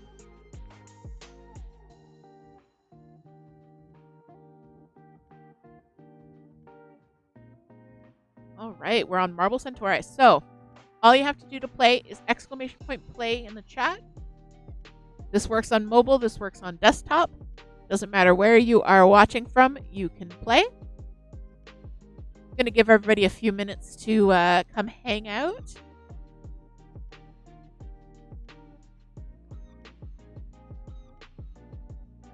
Don't know why our... There we go. I was like, I don't know why all of our names are disappearing all of a sudden.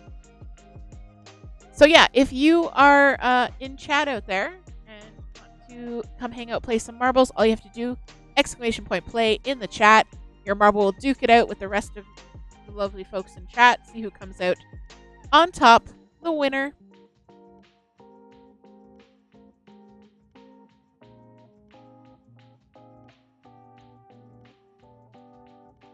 And also, don't forget to hydrate while we're playing. I will be hydrating frequently.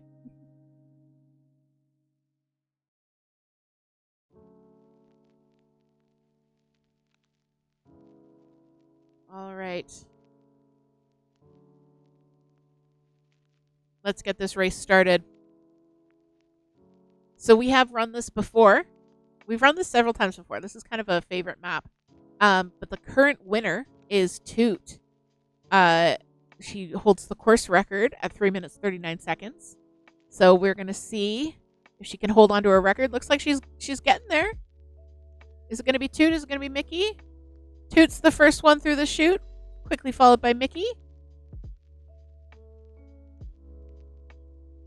It's like, oh, that's Toot's other marble. I was like, why are there two Toots? So the second Toot is actually the ghost marble from her victory win last time. All right, so then Opie and Moon duking it out for second and for third, I guess, followed by me in behind, just making my way through this little yeet field. Oh, looks like Opie shooting ahead for a third place. Toot still. Oh no, Mickey's in the lead now, overtaking Toot. Mickey is in the lead. Toot coming up behind as we come around the planet here. Let's see. I am still way behind everybody else, but that's okay. And it looks like Mickey's in the lead. Almost catching up to Toot's old time. Mickey putting on the Sonic shoes. Gotta go fast. Ooh, Opie. Opie and Toot. It looks like Opie is maybe sneaking up. You have to go straight, my dude. Well, maybe not. Mickey, first down the chute, down into this beautiful rainbow cosmic run here. Isn't that pretty? This is just such a pretty map. Quickly followed by Toot, who is quickly followed by Opie. Look at that. Opie trying for a second place there. Everyone pretty well strung out here on the rainbow track in the sky here. One might almost call it a rainbow road of sorts. Wow, Mickey really cruising ahead. It's going to be hard to catch them.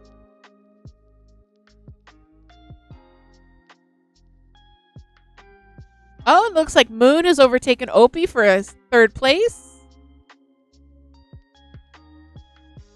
Yes, now Moon with a decent lead. And it looks like I'm making a move. Opie, you gotta go faster. Opie, I'm right behind you. I'm right behind you. Mickey's still way out ahead in the lead. Followed by Toot. Followed by Moon.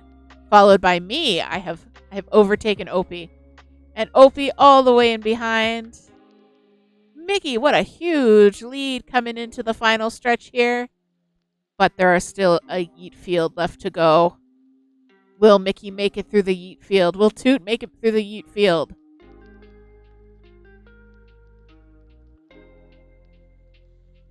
Oh. Danger pegs.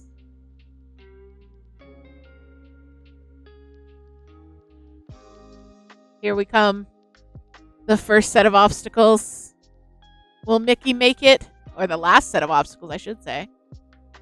Oh. And they're through. They are through the yeet field. Down to this final. Oh no! Mickey's gone. Opie's gone. Moon is gone. It is down to me and Toot. Who's going to make it through first? In a surprise upset, it is me. Me coming through first. Toot coming in for second. And the winner, in a shocking turn of events, the winner was me.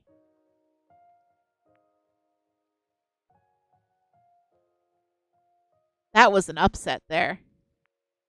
I was controlling the yeets.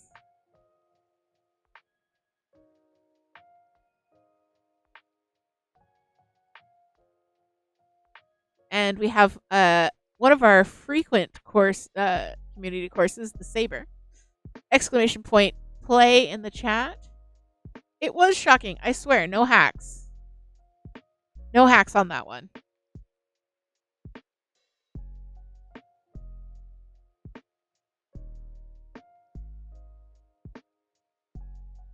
So So if anyone out there is lurking, you have a chance now to jump in on the race. Exclamation point play in the chat.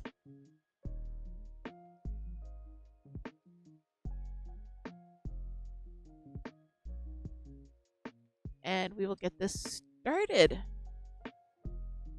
I'm just hitting all kinds of things now around me. All right. Let us roll. Who's going to come out on top in the saber? Who's going to work those curves to their advantage? And away they go. Oh, spreading out a little bit. It's going to be Mickey in first, Toot in first, Opie in first. Opie taking an early lead there. Everyone else spreading out behind. Toot showing off some style with the fancy marble. So there is a mobile app for this game. Toot has all the details because they've actually done it and I have not. Where you can customize your marble and it'll show up as customized on any map that you play. Hi Gigi, now you're here? It'll show up on any map that you play for any creator. Gigi, you have to get off the keyboard, my son. Thank you. Looks like Opie shooting out ahead. So if you download the mobile app, you can customize your marble. You can keep track of the races you win, that kind of stuff. It's just a fun way to get involved. There is always someone playing marbles on Twitch. Always. So we've got... I'm getting cuddles from Gigi. This is adorable. We've got Opie in first, Moon in second, myself in third, Mickey in fourth. Oh, Toot in fourth, Mickey in fifth. Oh no, Toot shooting up to... What is going on?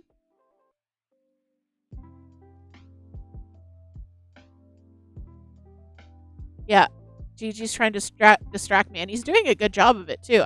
I never get Gigi cuddles like this. Very rarely. Gigi, I'm okay.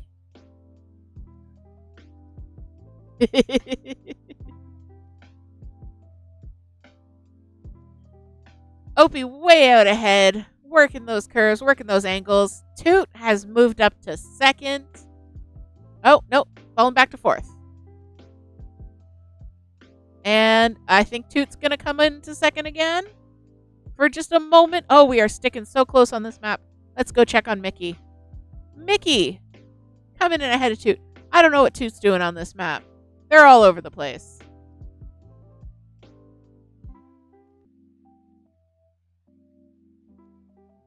We've got Opie hanging on to that lead. Ooh, giving it up to me for a second.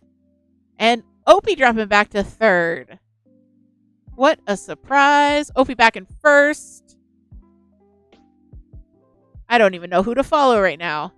We're all sticking really close together. Zooming around the curves. Woo! Toot launching into third. Opie still in first, quickly followed by Moon. Moon almost reaching for that. Moon so close, almost getting that second there. Let's see what the final standings were. We had Opie in first, Moon in second, myself in third, Toot in fourth, and Mickey in fifth. That was a little bit of a jumble there. All right, the final Grand Prix of this, the final... Dude, I need the brain cell back. The final race of this Grand Prix. Exclamation point play in the chat.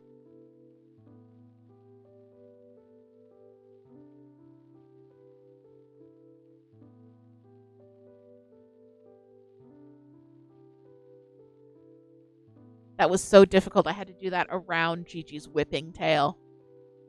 All right, if you're out there lurking in chat, you can definitely jump in. You can...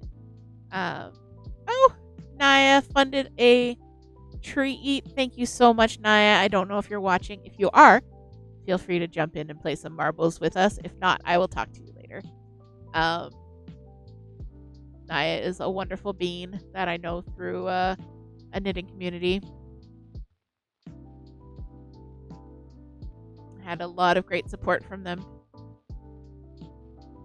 We definitely appreciate it. Naya actually has 2 kitters of her own, Pansy and Snapdragon. They're so cute. All right, sorry, I got the race started. I forgot to say that. We're starting the race. We're going. We're going, guys. We're going. Who's going to be the first through the funnel on Cosmic Chaos? Let's just take a look at this map.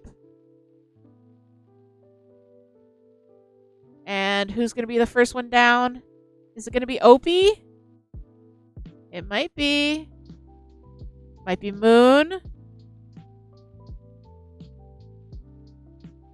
No, it's Mickey. Mickey coming up first. Oh, no, it's me. Followed by Moon. And Moon taking one path, me taking the other path. Woo!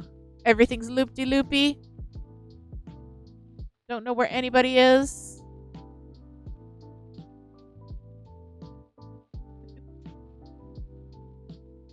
Let's see. Where's Moon going into the final loop-de-loop before getting into the space station? And there, Moon is the first one through the loops. Oh, hitting a little boost there. Quickly followed by me. I'm almost lost it. Mickey coming through into the roundy things. Cylinders? That's the word I'm looking for. Let's see. Toot just entering the cylinders. Opie also making it through. Moon already down through the next funnel into the next section of the race. Mickey zooming ahead. Mickey and Moon battling it out for first into the yeet field. Who's going to make it through? Opie coming flying out of nowhere. These 3 just racing, battling it out.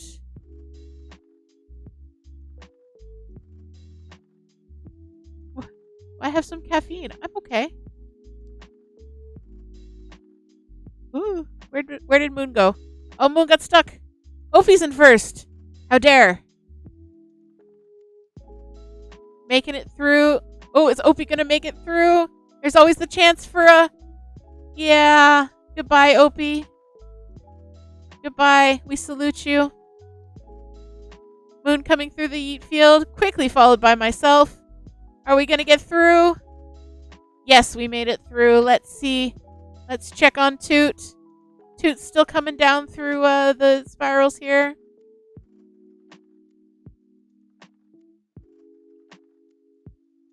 And it looks like Toot might... No, unfortunately, no. But it looks like Mickey is already in. Moon coming down the final stretch. And Moon is in. And there I go as well. Unfortunately, we lost Toot. We lost Opie. In first, we had Mickey. In second, we had Moon. In third was myself. So let's see. Let's finish this Grand Prix. The winners of the Grand Prix are... Drum roll while I take a sip of water. One great loss. Rip Toot.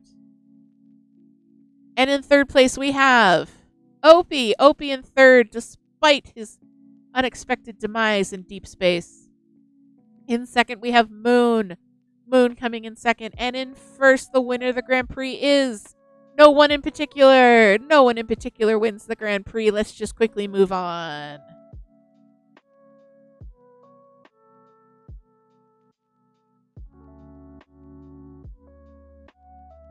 I can neither I can neither confirm nor deny. All right. Do you guys want to try something a little bit different? It's called the Battle Royale. Oh, I don't know if we can actually join that one. Oops. Nope, not what I wanted to do.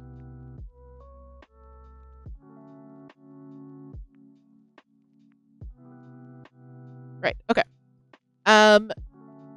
So this is the battle royale. It's a little different. You guys are gonna go head to head and try and explode each other. So we'll try this for one race, and then we'll go back to the Grand Prix. But I wanted to see how you guys like this one. So we're gonna try this. Oh, start. Oh, sorry, I already clicked start. Sorry. Okay, so exclamation point join. I have exclamation point play, not join. Join doesn't work.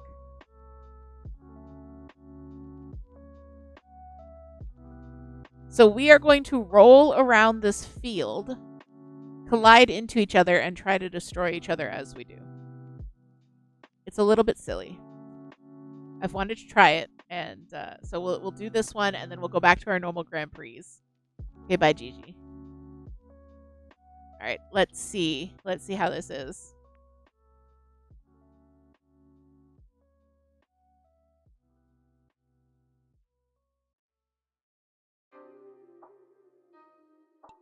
Top 10 situation. Oh.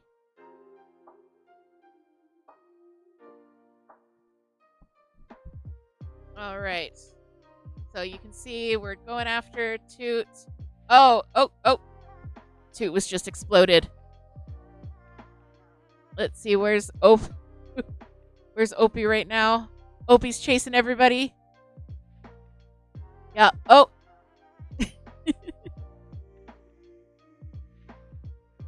I don't know what the names above. I think that means who we're trying to attack at the moment.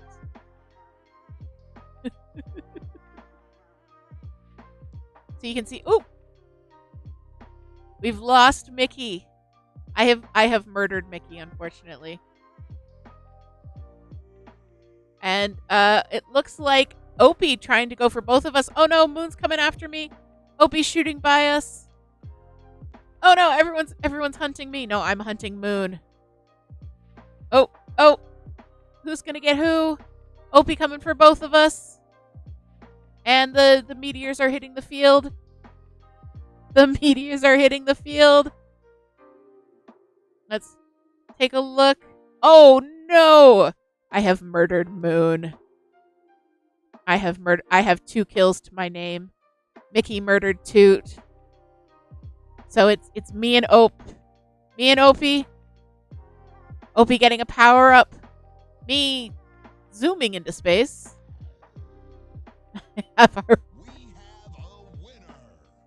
All right, now you guys can call me Hacks. Now you can call me Hacks.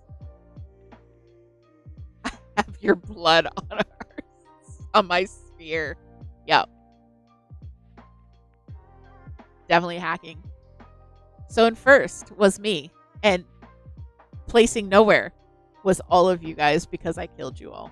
Except for Mickey. Mickey killed Toot. I didn't kill Toot. Mickey did. Wasn't me.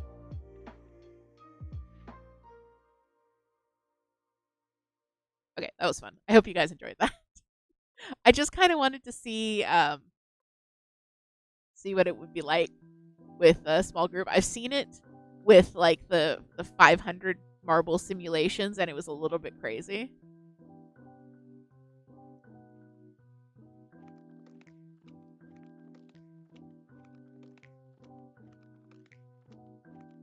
Let's see.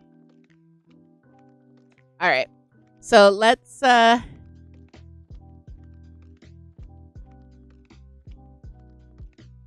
no simulations tonight. I think we're just gonna play here. I know how much you enjoy the simulations, Moon, but we're just gonna play with viewers today. All right, so let's do another Grand Prix. We're gonna do a 3-race Grand Prix. We're gonna use your votes. If you see a track you like, exclamation point vote space the number.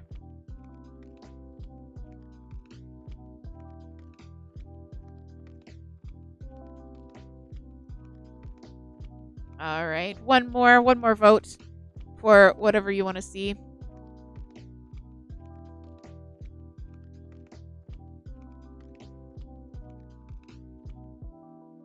Early has come back for Hoodles.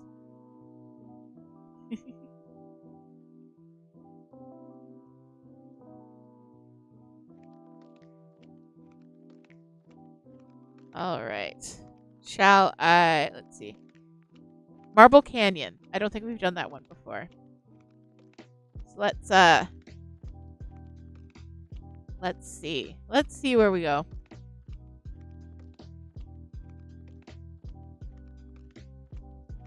This is A Leap to Remember. It looks deadly. I don't know how many of us are going to finish. That's okay. Exclamation point play in the chat. And your marble will enter the race. If you're out there lurking, you can jump in and play at any moment. And you will be in on this Grand Prix.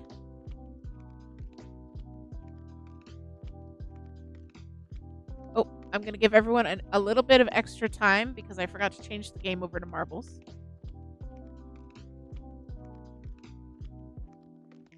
We're just going to do that first.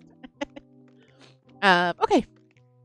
So yeah, if you're out there, you want to play, you want to jump in, feel free. Exclamation point play in the chat and you'll race against us. Try and unseat me as the absolute victor because I'm just so good at marbles, apparently.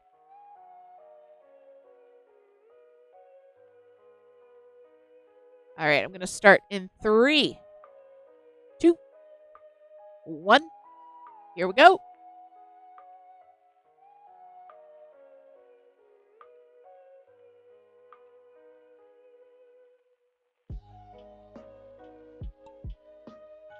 And away we go. Who's going to be the first through the Plinko board?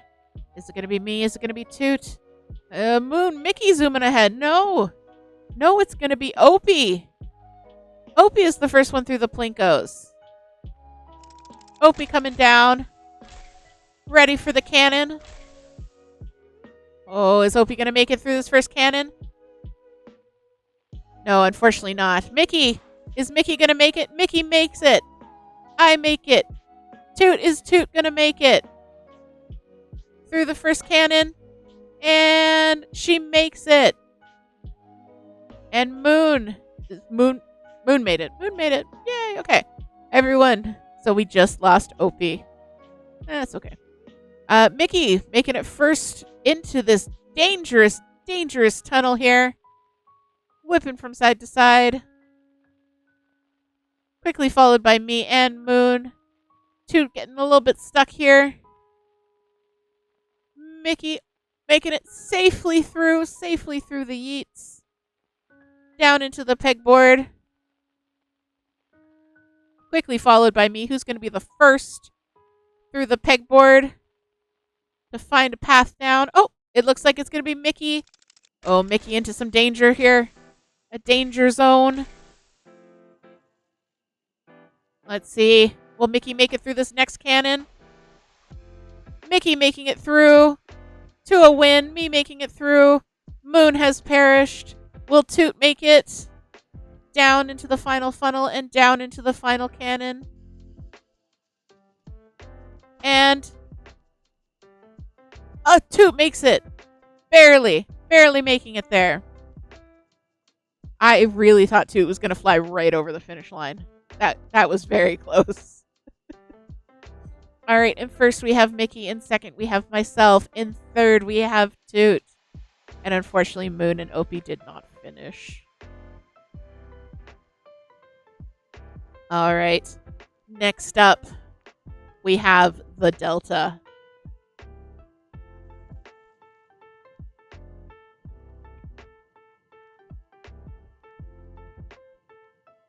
All right, everyone. Exclamation point play in the chat. Jump into this map.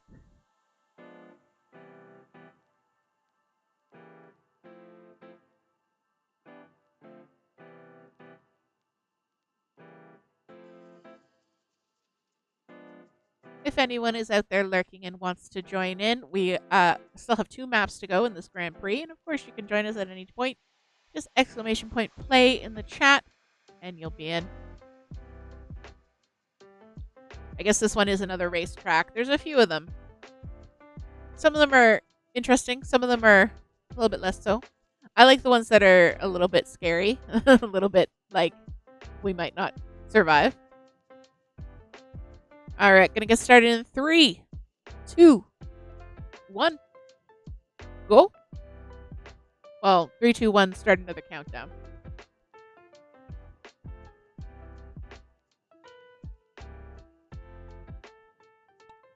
All right, let's roll. Let's see who's going to be the first. Everyone's sticking pretty close together. We got Moon in first, Mickey in second. Oh, me in third, making a move. Didn't work. Toot and Opie, kind of far back, dueling it out for fourth. Let's see, Moon and Mickey, very close up here. Me in a solid third. Let's see who's going to make it around the curves.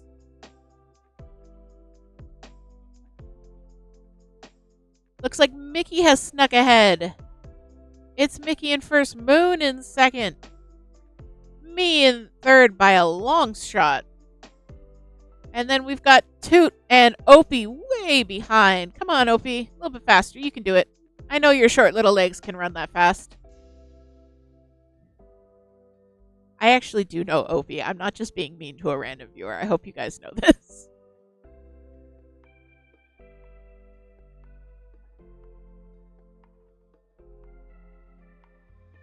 Mickey and Moon still battling it out for first. And looks like Opie has used those short little legs and is now in fourth.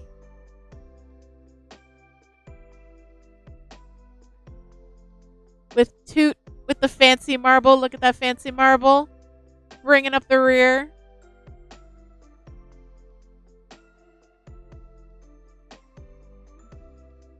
Now I'm being bullied by chat. It's fine. Moon in first. We got Mickey in second. Myself in third. Ooh, no, Opie in third. Zooming up out of nowhere. Apparently took my threat seriously.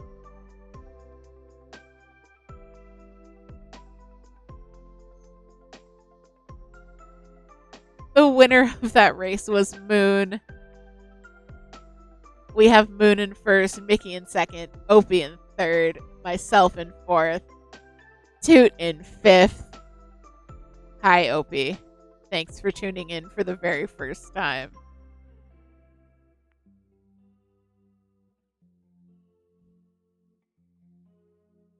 What am I going to do with you?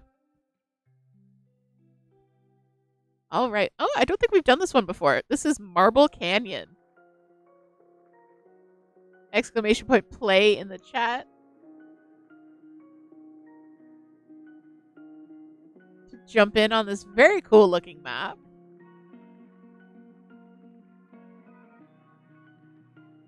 If anyone wants to join us, feel free.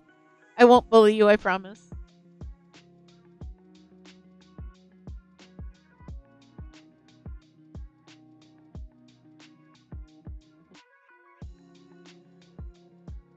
Oh yeah, they do kind of look like fingers. Like something is reaching up out of the ground to grab the map. That's creepy. I don't care for that. Do not care for that. All right. If anyone else wants to join, now is the time. All right, let's get us started.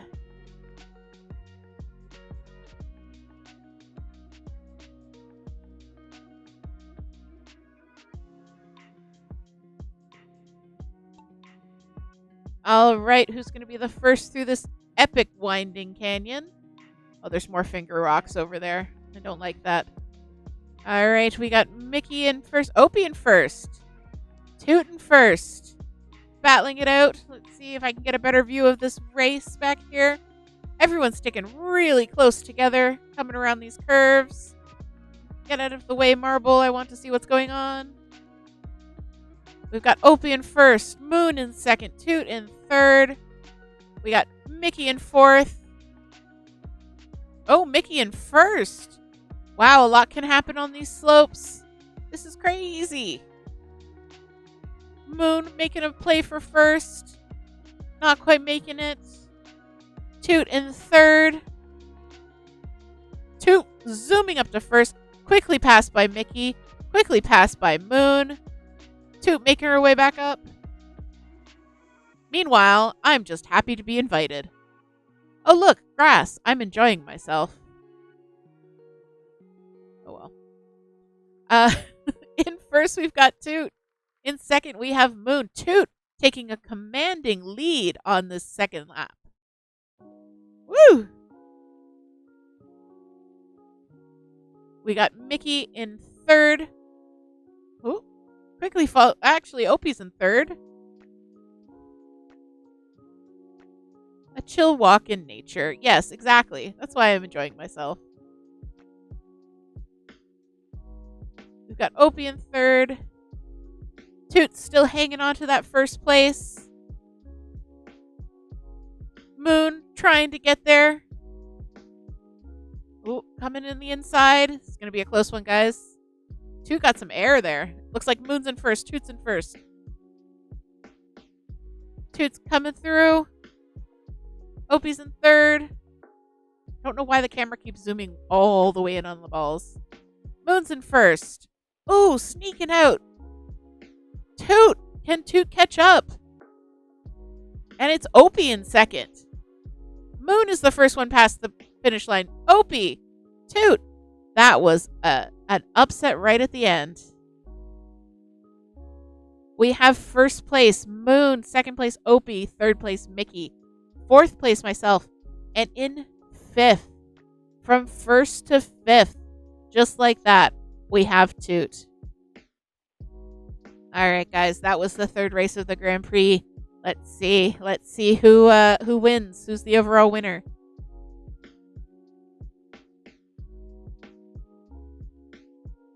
All right, in third we have Opie. Opie taking away a third place winner. In second, we have Moon. Moon in second again. Got second on the last Grand Prix. And in first, Mickey. Mickey is our winner for this Grand Prix. Congrats, Mickey. Up way past their bedtime. Congrats, Mickey.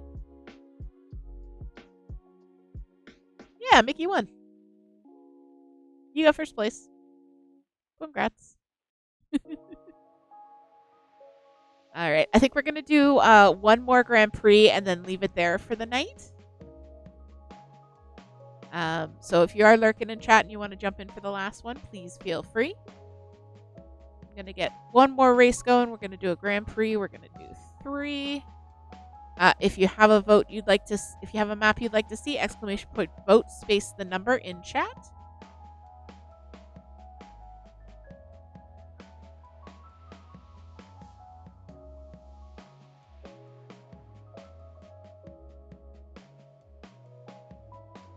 We have Haunted Hills and Portal Alley so far. Portal Alley is a great map. That one is unreal. Any other map anyone wants to see? Just exclamation point and vote space the number.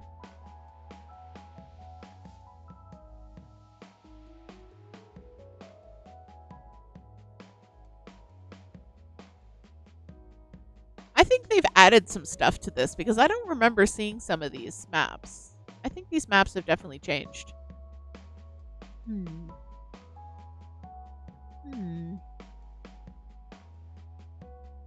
All right.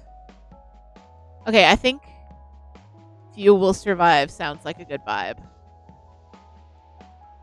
You guys ready? Ready to roll? Let's go.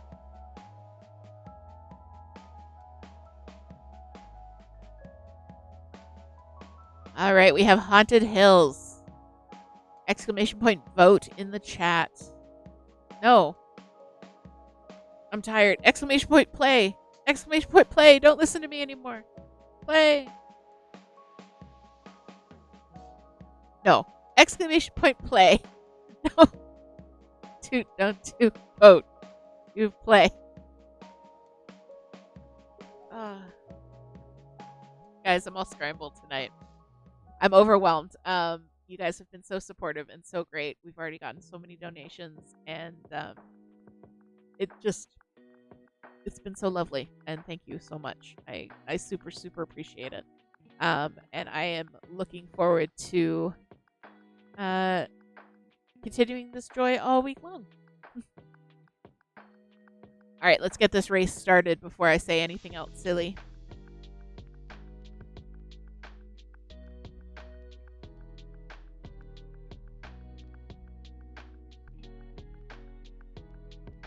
And away we go into the bubbling pot. Who's going to be the first one out of the pot? Is it going to be Opie? Is it going to be me? It's going to be Opie. Everybody's sticking really close. We're afraid of the witches. Afraid of whatever's making that noises. Whoop. Ooh, barely missed that witch marble there. We got another one. Who's going to be taken away? Mickey has been taken away. Oh no, Mickey. Goodbye, Mickey. Opie's been taken away. Goodbye, Opie. Goodbye, Opie. That leaves myself, Toot, and Moon. All sticking pretty close as we head into the house here. Mickey's planet needs them.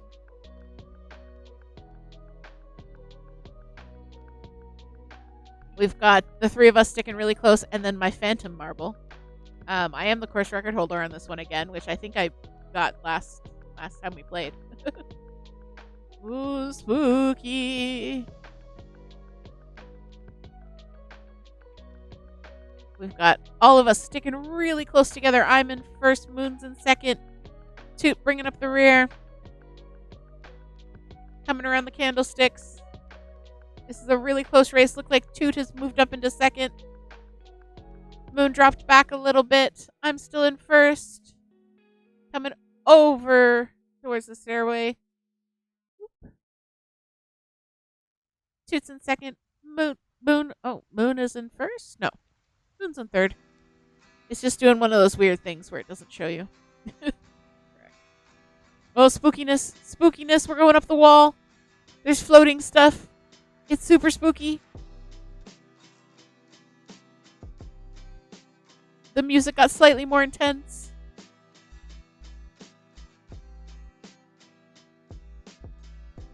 Through into the spooky tunnel. Moon dropping back a little bit. But all of us sticking really close on this map. Who's going to be the first in? It's going to be me in first, Toot in second, and Moon coming in third. Mickey saw a cryptid and decided to follow them instead. And Opie unfortunately perished. Opie saw a witch and went, ooh, pretty. That's what happened. All right. Let's head on to the next map. This is Portal Alley. I really like this map. It's very cool.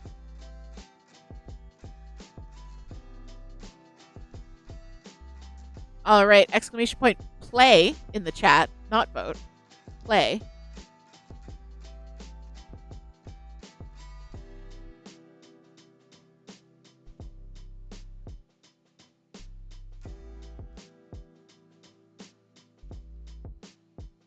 Toot. Toot, I can't ban you. You're my only mod.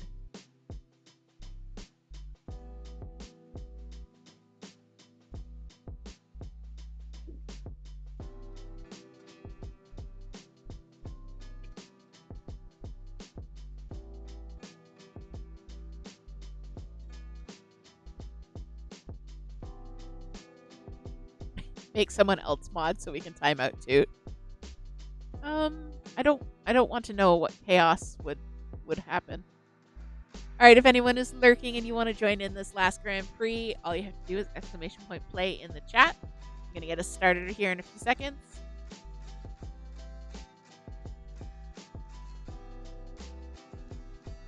I really like this song. It's good. As always, I'm listening to Stream Beats by Harris Heller.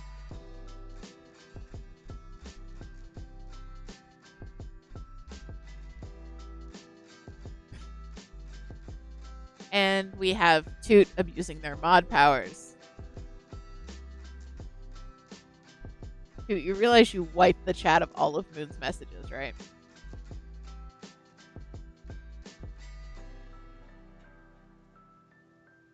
Alright, we're gonna get started.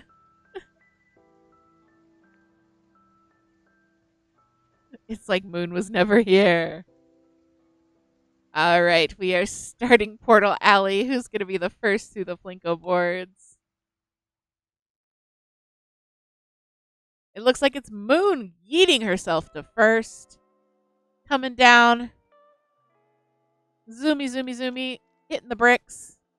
Zoomy, zoomy, zoomy. Hitting the bricks. Ooh, Opie. Opie coming down with some violence. Toot. I don't know what Toot just did, but Toot is way out ahead. Everyone else kind of stuck here in the bricks. We got Moon, we got Opie, Mickey, and myself. Toot also stuck in the bricks, but way ahead of everybody else. Oh, no, Opie. Opie woke up and chose violence today. Look at him go. Oh, we have lost Moon. Moon has been yeeted into space. Mickey. There you go, Mickey. You can make it. Opie, unfortunately, sent back to the beginning. Toot in first here. Zooming ahead. Woof. Zooming ahead. Moon and Mickey have both passed away. We've got everyone getting stuck in the bricks. Where's Opie? Opie's all the way back there. Man, Opie, your marble got some weight behind it. Let's see, we're still stuck in these bricks here. Who's gonna be first? Oof. Stuck again. Everyone's stuck. Waiting for the brick to disappear and into the next brick. Alright, let's see. We're still stuck.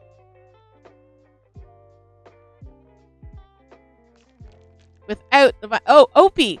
Opie coming from nowhere. It could be Opie. I don't know. It could be Opie. It depends on whose block disappears first. All of us stuck right here, right at the end. There's debris in the finish line. Debris in the finish line. Is it going to be Opie? Is Toot going to roll around? Who is it? It was Opie. Opie at the last second. Opie in first. Toot in second. Myself in third. Oh my heck. That was... I was also on the edge of my seat. That was down to the wire there. That was cool. I don't know where Toot came from in the beginning. I don't know where Opie went in the middle, but yeah, that was some race.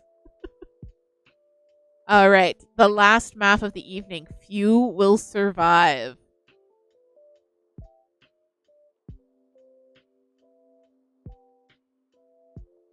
All right, exclamation point play in the chat. This is going to be the last run of the evening.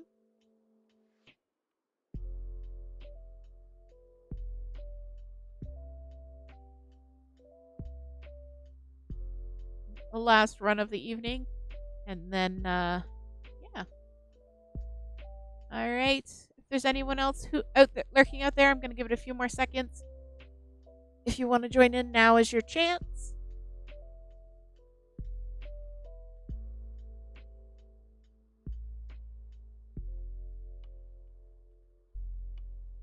I don't think we've done this one before as a community. Nope. All right. Are you ready? Jooms, you made it just in time for our last race of the evening. We're going to do one more and then we're going to head out. All right. Now with Jooms in the roster, we cannot be stopped. All right. Let's roll.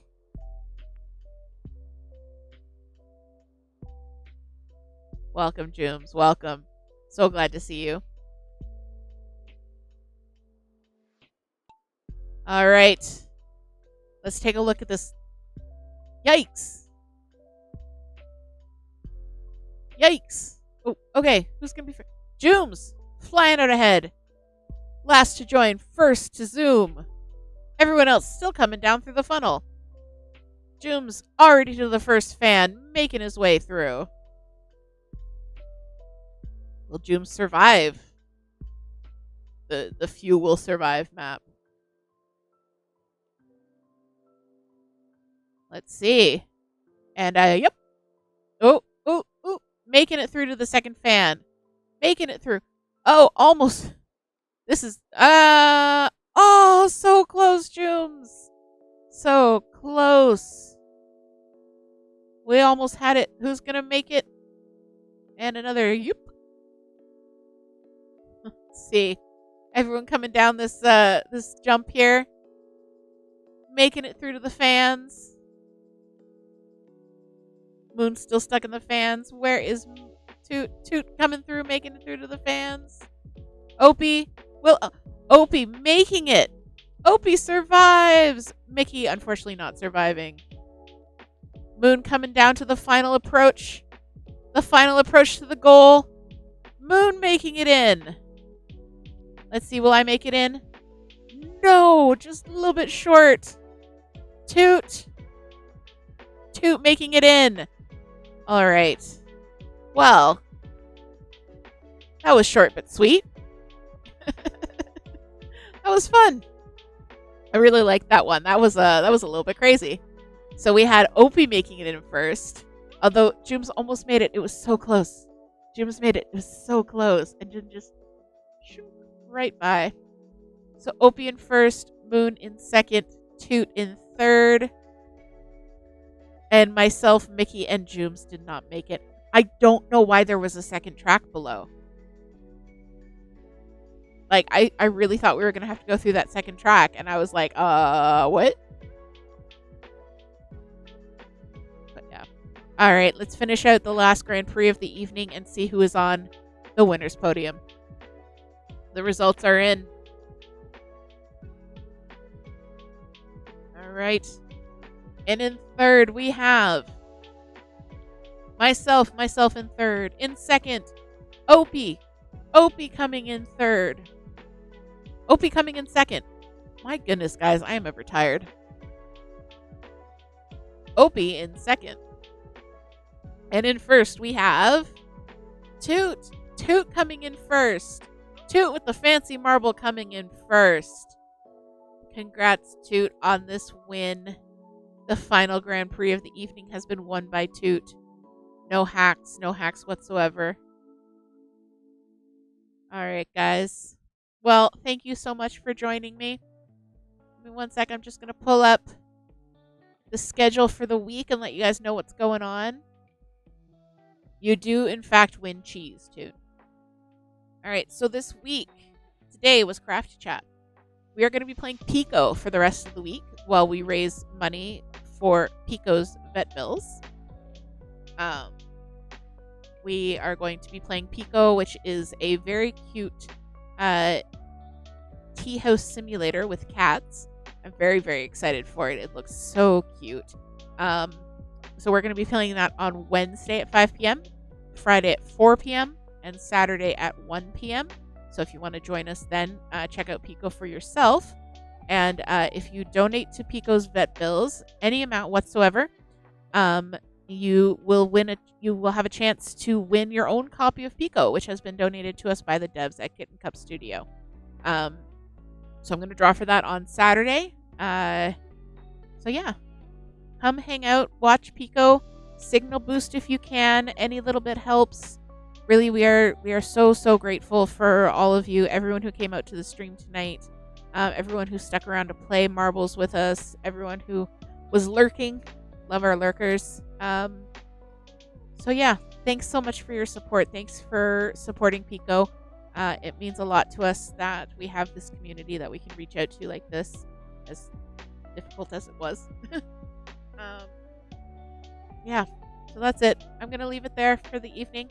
We are going to do a little raid. Let's see who is live at the moment. Have to pull up one of my many windows. Here we go. All right, so we're gonna go over. We're gonna see Pick Stitch, who does crafting. Justin, he's a Canadian. He's pretty local to us, actually. So we are going to go check out Pix. I'm gonna hit start raid. Be nice, be kind, enjoy, have a good night. I will see you guys on Wednesday. I'll see you in the Discord, and I love you all. Okay. Bye-bye. Bye-bye. Bye. Bye. Bye-bye. Bye. Bye.